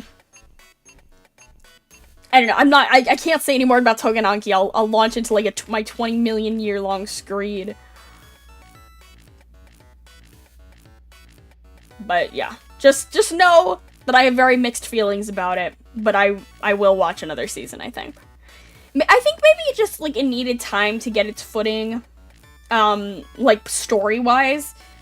I'm not a huge, like, I haven't even read the manga, but I can tell I don't love the adaptation. Like, I don't know, like, the animation is too slick. I don't know, like, it looks good, I guess. It has that sort of, like, Demon Slayer, Jujutsu Kaisen thing going on, where it's just, like, way too many particle effects. It's almost like the budget is too high, which makes me sound like a huge pretentious dick, but I am a huge pretentious dick, and I think that the budget is too high. Have I watched Mob Psycho? I have. It's funny. Good time. I think maybe I've only watched, like, part of it. Is this yaoi? I don't think this is yaoi. No, this isn't yaoi. This is head. This is straight. This is a man and a woman. Boo!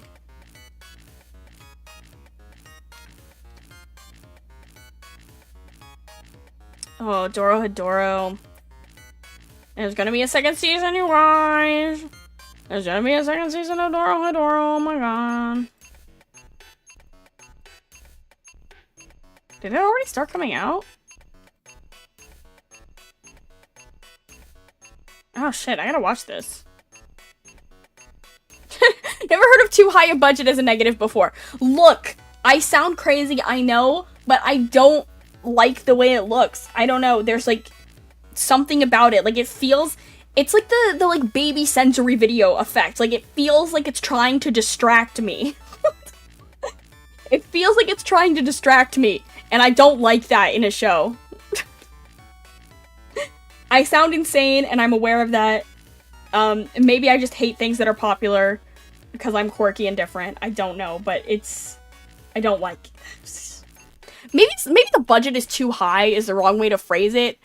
I feel like the budget is misplaced. Like, maybe instead of spending all the budget on all the, like, flashy effects and, like, the crazy angles that sort of, like...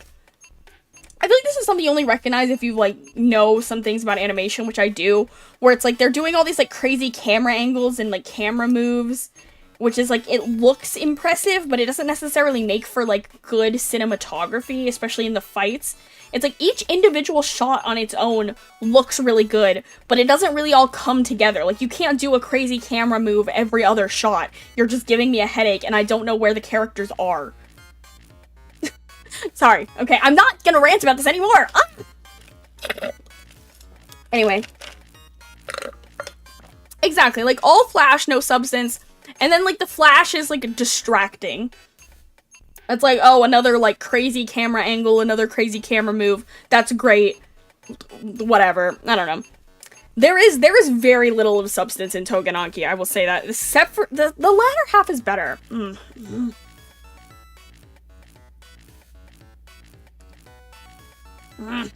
Yeah, I'm gonna watch Dorohedoro. I think maybe before I watch the second season, I'm gonna watch the first one again, because I haven't seen it in, like, years. I don't think I've seen the first season of Dorohedoro since it, like, came out. I don't know if I remember anything that happens. Like, I remember liking it and thinking it was cool, but I don't remember the plot. So I think I'm gonna re-watch first. It's only 12 episodes, right? It's on Netflix. It's gonna take me, like, 10 seconds. Alright. We're way off the Europe trip now. I was trying to think if there was anything more I wanted to tell you about the Europe trip, but I don't know. Streaming stuff. What kind of animes do you like? That is a very difficult question for me. Because I like anime that I like. I like anime in all genres except for the ones that I don't like. It's very situational to me. Like, I don't... Like, my favorite genre is probably, like... shonen, supernatural, I don't know. I watch a lot of anime, I watch all genres, and I just know it when I see it. I know an anime I like when I see it, and I know one I don't like when I see it, and I'm very weird about it, and there's no rhyme or reason. What's my number out? Let me take a look. So I've watched 291 anime, and I'm currently watching 13, so... And there's no consistency. Look, I'm built different. I'm built different, okay? Yeah, so don't go calling me a LARPer. Someone called me a LARPer, and I wanted to kill them. Do not call me a LARPer, bitch. I've seen I've watched 291 anime. Ah. I really like shonen anime, I really do. And I also really like a supernatural comedy. That's like a very favorite pet genre of mine. Like, you get like a bunch of monster girls and you put them in a house and you get goofy with it. That's a favorite genre of mine for sure. I've got a whole collection of those. If you ever want anime recs, I have ample. I love old anime too. I love like psychological stuff. Like, I love Lane and stuff like that. I really like I feel like my favorite genre is I call it like a supernatural slice of life. Like, where it's kind of unserious, but there is magic involved. I don't know. I have seen so many anime, and I just know the ones I like when I see them. I don't know. Like cosplaying? Not really. I cosplay very rarely. I'm not really like a cosplayer. Sometimes I cosplay, but not often.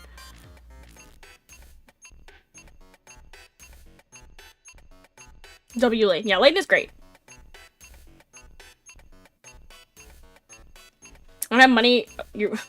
I don't pay for any anime services. Diva, I'm pirating. Yarg, ho ho ho. Monsters. I actually haven't seen Monster. Okay, this is like a weird thing with me. All right, is like I haven't seen a lot of the big heavy hitter popular anime. There's a lot of popular anime I haven't watched because I'm too busy watching weird stupid shit. I really like weirdo stupid anime. Like, I like slop. I do like slop. Like, sometimes when I call something slop, it's not an insult. Alright? Like, me calling Togenanki shonen slop, I will say I don't think it's very good. I don't think it's very good, especially the first half, but I didn't say I didn't enjoy watching it. There's a difference. You need to understand the complexities of my brain, okay? Like, ugh. Okay, this is where I'm, like, so annoying. I'm like, yes, I watch anime, I'm a huge anime watcher, but, like, I don't watch anime the same way everyone else watches anime. Like, I watch anime differently. I watch anime differently than every other anime fan. I'm so weird about it. I'm so weird about the ones that I like. The ones that I like and the ones that I don't like are completely random. I don't know. My brain works differently when it comes to anime than I think the average, like, Western anime fan. Have I watched the Persona 4 anime? Yes, and it's great. You should always watch the dub.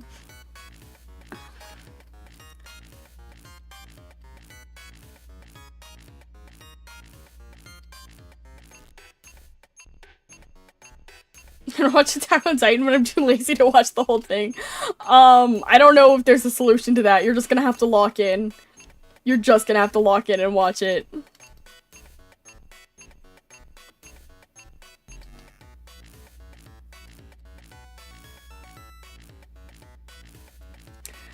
Yeah, I kind of lost interest in it too. Attack on Titan is very special to me.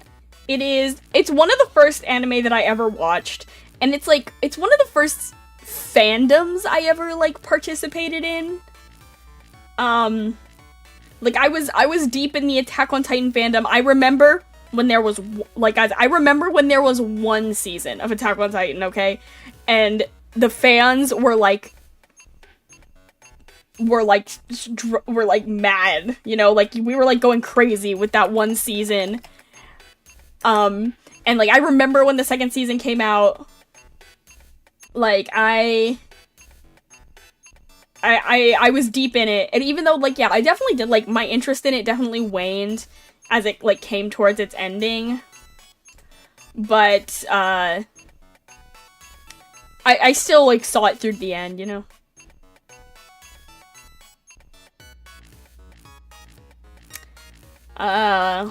What'd you ask me about? Have I seen Shikyu, Boibo Love? I have not. I've heard of it. Does it actually have yaoi, or is it just bait? Does it actually have yaoi, or is it just bait? I need to know.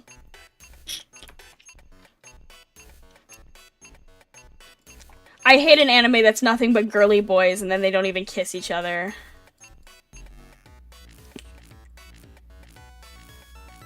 Any pictures of Amanda dressed like a scout? Oh, okay, I have some stories about this, actually. Okay, so, when I was first getting into anime, like, this was, like, my peak cringe phase. I was in middle school, and me and my friend, I had one friend, basically, and we watched Attack on Titan, and we were, like, obsessed with it. So we went on Amazon, and we didn't have, like, the full Scout cosplays, but we had just the cloak. And me and my friend, like, wore it to school. Wait, I think I still have it. No, wait, maybe I don't still have it. Ugh, I had this, like, cheap, shitty polyester cosplay cloak that I got on Amazon, and we wore it to middle school, and we had a teacher who liked anime. He was, like, our goat. You know this, if you were, like, an anime kid, and you had a teacher who was into anime, they were, like, your goat. And he was bald. This is relevant to the story, because, you know, like, Connie from Attack on Titan is bald. So, one time we were having a costume contest, and he said he didn't have a costume, so he just took one of our cloaks and was like, I'm Connie from Attack on Titan, and we were like, yo, the goat! Okay, that wasn't the funny story. Okay, this story is so embarrassing, oh my god, okay. So, this friend, my one other friend that I had who was wearing this cloak with me, her mom, was a judge. She is still a judge. Her mom was a judge at a courthouse, and one time, I think she just picked us up from school, and we were, like, gonna go to her house, but she had to stop and do a work thing, so we were hanging out in the courthouse, in the courthouse, like, the courthouse food court, wearing these cloaks, and, okay, so you know the Survey Corps, like, the cloak, it's, like, dark green. We were wearing the cloaks over our school uniforms, which our school uniforms had these, like, dark green skirts. So it kind of matched. And this lady who was, like, a judge, like, her mom's coworker, like, a judge, worked, like, a judge in our state, came up to us to ask us about the cloaks. And she was like, that is such a weird school uniform. I've never seen a school uniform like that, where you wear the cloaks. And then we were too embarrassed to admit that we were just wearing costumes for fun. So we were just like, yeah, it's like a new thing. And then she, like, went and told her mom. And her mom came back, and this other lady was like, your daughter's school has such an interesting uniform. And her mom was like, it's not her school uniform, they're just wearing costumes for no- and, like, her mom was kind of mean, honestly. I do not like this girl's parents. But her mom was like, they're just wearing costumes for some reason. And that is how, for, like, 45 minutes, me and my friend convinced the judge of the state of Texas that the Attack on Titan cloak was part of our school uniform. Do I still have that cloak? I'm gonna go look in my closet, wait. Oh my god, it's here! You guys, it's still in my closet! Oh my god. Ugh. Wow. I think I couldn't bear to get rid of it. Do people still cosplay Attack on Titan? Like, could I give that to someone? Oh, you know, my sister, since she's studying in Germany, she's gonna take a trip, I think, like, 2 hours away or whatever, to, the town that inspired Attack on Titan, because, you know, like, Attack on Titan is very, like, German-inspired. They have, like, there's, like, a specific town that inspired the setting, and they have, like, a plaque there or something that you can go visit. She's gonna go visit. I'm kind of sad, I want to go visit it. Does it even fit you still? I'm sure it does, because it's not like a shirt. It's just like the over cloak part, you know, like the green cloak. It's like one size fits all. Like, I'm sure when I bought it, it was just one size. Oh my god. I haven't thought about that in forever, that time that we were just wearing Attack on Titan cloaks at the courthouse for fun. God. I don't know, like, what... That's one of those things where it's like, even though I am the same person, I do not comprehend what was going through my mind when I was 12, and I was like, you know what would probably be really cool, and everyone would, like, think it was awesome and cool? to just wear these, like, shitty cosplay cloaks all the time. I think at the time I thought it was, like, cool and mysterious. I'm like, yeah, no one will know about these cloaks, but I'm sure we just looked like we were wearing costumes, you know? Say Aaron is a boring protagonist. I actually don't think anyone says Aaron is a boring protagonist. I think they say he's, like, annoying. Boring is not a critique I hear of Aaron. I don't think he's boring. Chuny. Look, I've always been Chuny. I stay Chuny. I've been Chuny as long as I can remember. Even before I was into anime and before I knew the concept, I think I was low-key Chuny maxing. Like, I've always been like this, okay? Maybe this will be a stream idea. We should review some of my outfits from middle school. It was bad. It was bad. In middle school, I got all my clothes from Hot Topic, and I only wore these, like, shitty anime shirts. I went to Paris. There's a picture of me in Paris when I was 13, the fashion capital of the world, and I love fashion. And I'm wearing this shirt that says, like, I only care about anime. So bad. Oh my god. Oh god. Anyway, yeah, I also had really bad hair. When I was, like, 13, I had purple streaks in my hair. But it was, like, not good. It was just, like, these big, massive purple chunks. I had really bad hair.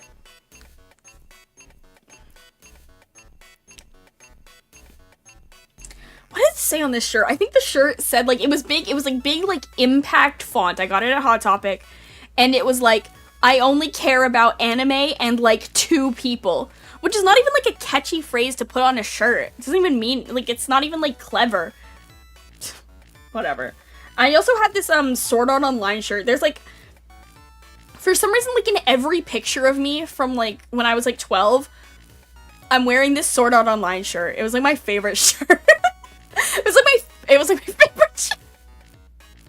So bad. Oh, my god. The Sword Art Online shirt with the purple hair is crazy. I had braces, too. I had, like, and these were not, like, the small braces. I had, like, I literally, like, picture, like, a cringe anime watching child, and that was me. I had, like, the Sword Art Online shirt, like, huge purple streaks in my hair, and, like, really unpleasant braces. Ugh, it's such a bad look. Such a bad look. Because, you know, like, sometimes I'm like, damn, I can't believe I was bullied at this school. Like, why were people so mean to me? And then I look at a picture, I'm like, holy shit, this bitch deserves to be bullied. Oh my god. I was also really mean and annoying, but you guys know this. Like, I think my personality had more to do with it than the shirts. Especially since I went to a school with a uniform. Although, that's a whole nother legend.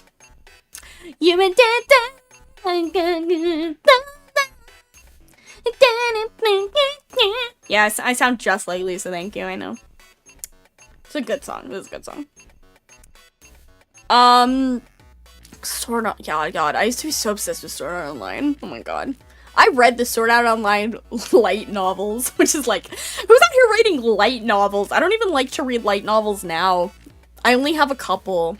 You guys want to take, okay, you guys want to take a guess? You guys want to know the only light novels I have in my collection? I have 5 of them.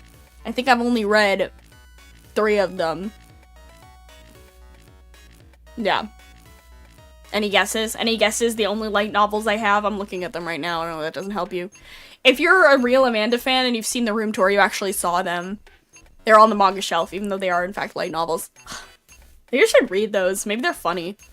They were kind of hard to get through. Blue Exorcist related.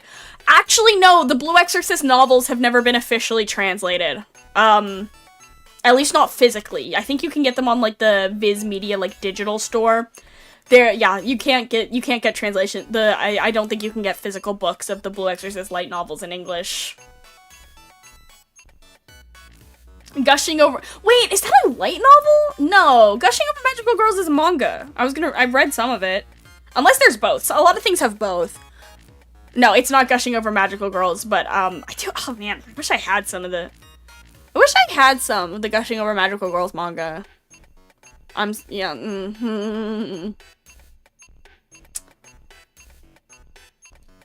Wait, is it a manga?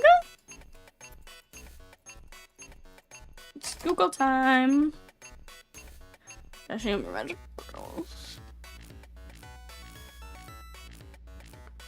No, this says it's a manga series. I don't think it's a light novel.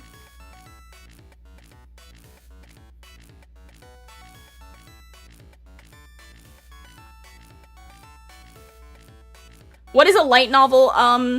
It's like a manga without the pictures. It's just a book. It's a book, but it's like, you know, anime. I'm trying to think what like technically differentiates a light novel from just a book. Like what difference is a light novel from a novel? I'm sure that there is like a technical definition, but it's just like, in my mind, it's just like a book that gets made into an anime.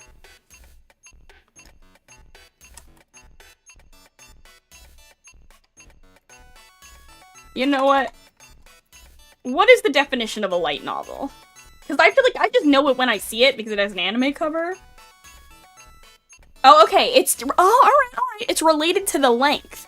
So it's a Japanese novel primarily targeting young adults, typically illustrated, and containing not more than 50,000 words. So I guess if it has more than 50,000 words, it's just a book. I guess that's why it's light. And then, yeah, and then they usually have illustrations that are like manga-style illustrations, but it's not like a comic. There's just pictures occasionally. And it has to be Japanese, so The Hunger Games does not count. Also, I'm sure it's too long. I think that's just a book. Yeah, it's like a Japanese version of a pulp novel, yeah. Okay, I will tell you guys, by the way, the only light novels I have in my collection right now are The Devil is a Part-Timer. Those are good, okay? I mean, no, they're not good. They actually get pretty bad. But the beginning is good. The beginning is good. I love The Devil is a Part-Timer. It's a shame that it's fallen off. Like, the recent seasons are bad. And the novel does just keep getting worse. Like, yeah. I don't know. It does, like, where the anime stopped, the original anime, honestly, is, like, it's fine to stop there because the ending is bad. Can I give you guys spoilers? Do you guys care? Do you guys want spoilers for the ending of, The Devil's a Part-Timer? Hataraku Mao-sama for you weeaboos. That's me. I'm the weeaboo. Sometimes I call it Hataraku Mao-sama because The Devil's a Part-Timer is a stupid title. But it's also a good title. It's funny. It's funny because I think, like, Hataraku Mao-sama, it translates to, like, the devil or the demon lord, like, goes to work. Which is a way more boring title than The Devil is a Part-Timer. Like, I would not like it until... I wouldn't like it as much if it was called The Devil Goes to Work, you know? Because it's funny that he works part-time. But so, you know, freaking Emmy is not Endgame. He ends up with Chi. Which is fucked. Because first of all, that's a child. And second of all, like, they're so cute together. And they raise a child, like, how is she not Endgame? How is she not Endgame? Fucked up. Ruined my fucking week when I learned that. I hate that shit. Like, she was right there. They make such a good match. It's so cute. Their relationship is so cute. Like, they're literally in love with each other. Oh, I'm so mad about this. Ugh. I can't believe she's not Endgame. Crazy. Crazy. Anyway. Devastating.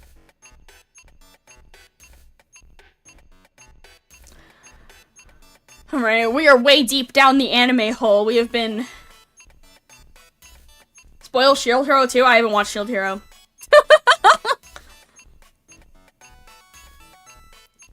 I haven't watched that. Okay.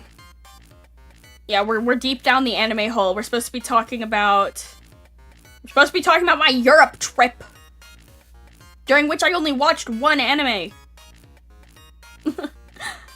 What else am I watching right now?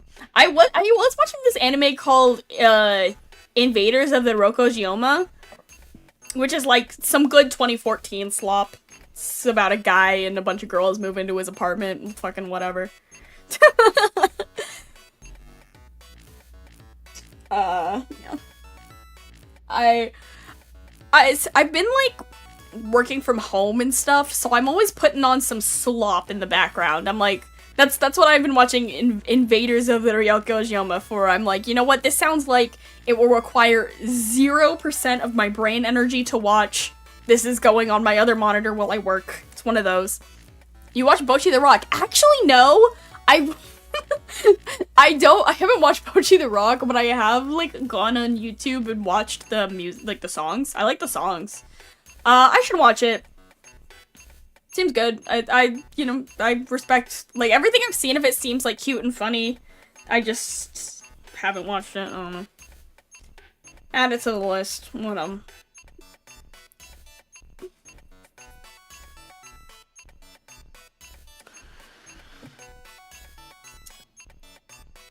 was enjoying its fits for my daughter. I'll defeat the demon lord. Then I found out the manga was like Usagi drop. Yeah, like based on that title. Based on the title, I feel like I could have told you that. Yeah, I think that's one of those where also like I read the title and I saw the cover art and I was like, you know what, I think I'm good, actually. I think I'm okay on this one. Yeah. I'm also not the biggest, like, is it isekai? I'm not the biggest isekai fan. Which is crazy, because I know I just said I used to be obsessed with Sword Art Online, but I really haven't seen that many isekai since Sword Art Online that I've liked. I have a policy that the best isekai anime are always anime where the, like, I don't know. I like isekai anime where you have, like, two requirements. Like, one, the goal is, like, not to go home. Like, I don't like an isekai anime where the whole, like, all of the premise is just the characters talking about getting home. Which is most of what Sword Art Online is, actually. For a lot of it. And two, I just don't like it to be too gooner, okay? Like, I don't like the wish fulfillment fantasy of an isekai that I like is about friendship. That's why my favorite isekais are Marimashita Iruma-kun, which is great, and Kyokaramau, which is excellent. And both of those are, like, about friendship instead of gooning. Okay? Like, it's not like a harem of women. What does that even mean? It means that there's, like, a weird harem of women. Which, don't get me, I'm not above a weird harem of women. I watch plenty of harem anime, actually. I watch a lot of gooner anime, actually. It's just, the isekai part of it, it's not that I don't like it because it's gooner, and it's because it's like horny, and I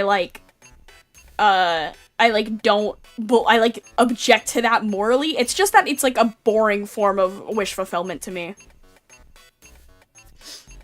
What is, oh god. Guys. Saturday, do we have a child in the chat? Not that no, because I am about to get, oh no. I don't know, a harem is when there is, like, one man and a lot of women. Not a child. Okay. Sorry, I'm sorry. Sorry to make that assumption. I just think harem is a thing people know about, but no. Yeah, harem is like one guy and a lot of girls, and reverse harem is one girl and a lot of guys. Then Tenshi Muyo is like only kind of a harem anime. I haven't watched much of it, but I do respect. No, look, I am not above consuming garbage tier, absolute garbage tier harem anime. I watch it and I like it plenty. It's just, I don't find isekai that compelling of a setup for it. Like, I prefer harem animes that are just like, okay, my favorite harem format, my favorite harem format is when they live together, is when it's like a bunch of girls and a guy in a house. That's my favorite genre of harem, usually, and I also like it to involve some supernatural, like, Like, I love, like, I don't love Monster Musume, because I think it's mostly boring, but, like, the Monster Musume format is my favorite. Like, a bunch of, like, magical monster girls, living in a house with a guy is, like, my favorite genre. Even if it's not, like, horny-based, if it's, like, more like a comedy thing. But I don't find isekai that compelling of a setup for harem, I just don't. What if they exist in real life? I mean, harems do exist in real life, but they're usually bad. You know, like, there are people who are in, like, a consensual poly relationship or whatever. I wouldn't really call that a harem, but I don't know much about that. But then you have, like, I don't know, that kind of things exist in, like, the freaking, whatever church where, like, one guy will have, like, 100 wives or whatever. And that is kind of fucked up, in my opinion. And, like, I don't know. Some people would argue what Elon Musk has going on is a harem. I don't know. I don't know about that, but I do think that, like, harem is, like, a fantasy that exists in fiction mostly, and is kind of fucked up when it happens in real life, you know? But I wouldn't know. I've never had a harem.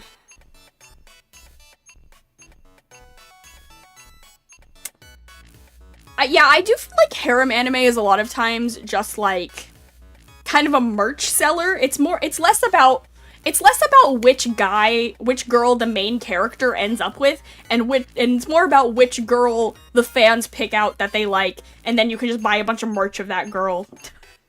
It's mostly just, like, I almost think of, harem anime like a dating sim, which a lot of harem anime is based on dating sims.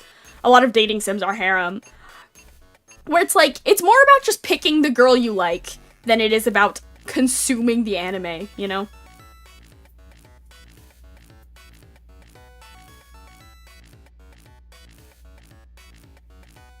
I can be him. Yeah, it's like a lot of harem anime is just like, here are a bunch of cute girls of different flavors, you know, you usually have like shy girl, tomboy, outgoing girl, whatever, all the different flavors of girl you could want, and then you just pick one, and that's the one you like, and maybe you buy a figure or something. And then that's it. That's the whole deal. There's not much else to it, you know? It's not much deeper than that. I think. And then sometimes you're rearing into, like, haname, or it's just straight up porn or whatever, and then you use it for the purpose that it was intended for. And that's okay, too. Like, I may be woke, but I'm no Puritan. Not above enjoying some hentai. Alright. I think I need to go. We're getting into crazy territory over here. I can't talk much more about hentai. I'm gonna get in trouble. Alright. I'll see you guys later. I'll see you guys later. Stay woke. Enjoy your harem anime responsibly. Yeah, enjoy responsibly. That's all I gotta say about anime, okay? That is famously all I have to say about anime. I never talk about anime. Yeah.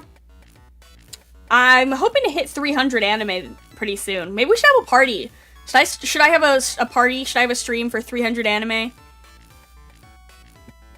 Putting up rookie numbers. I gotta crank it. I gotta crank the anime watching machine. Alright, guys. Thank you so much for your patience. Thanks for hanging out. I hope you guys miss me.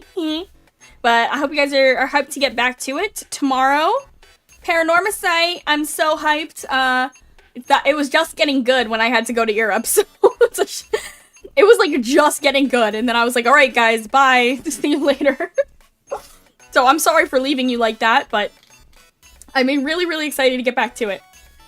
Alright, I'll see you guys tomorrow. Let me see if we can rate someone. I'm really excited to announce the announcements. I hope I can announce them soon. I gotta talk to the other people involved. What will be number 300? You know what? I don't know.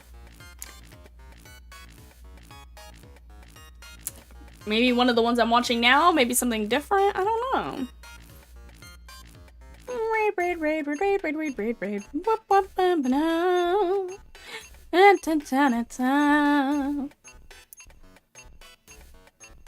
Yeah, I gotta get everything lined up with the other people involved. Because there are other people involved in the things I'm hoping to announce. So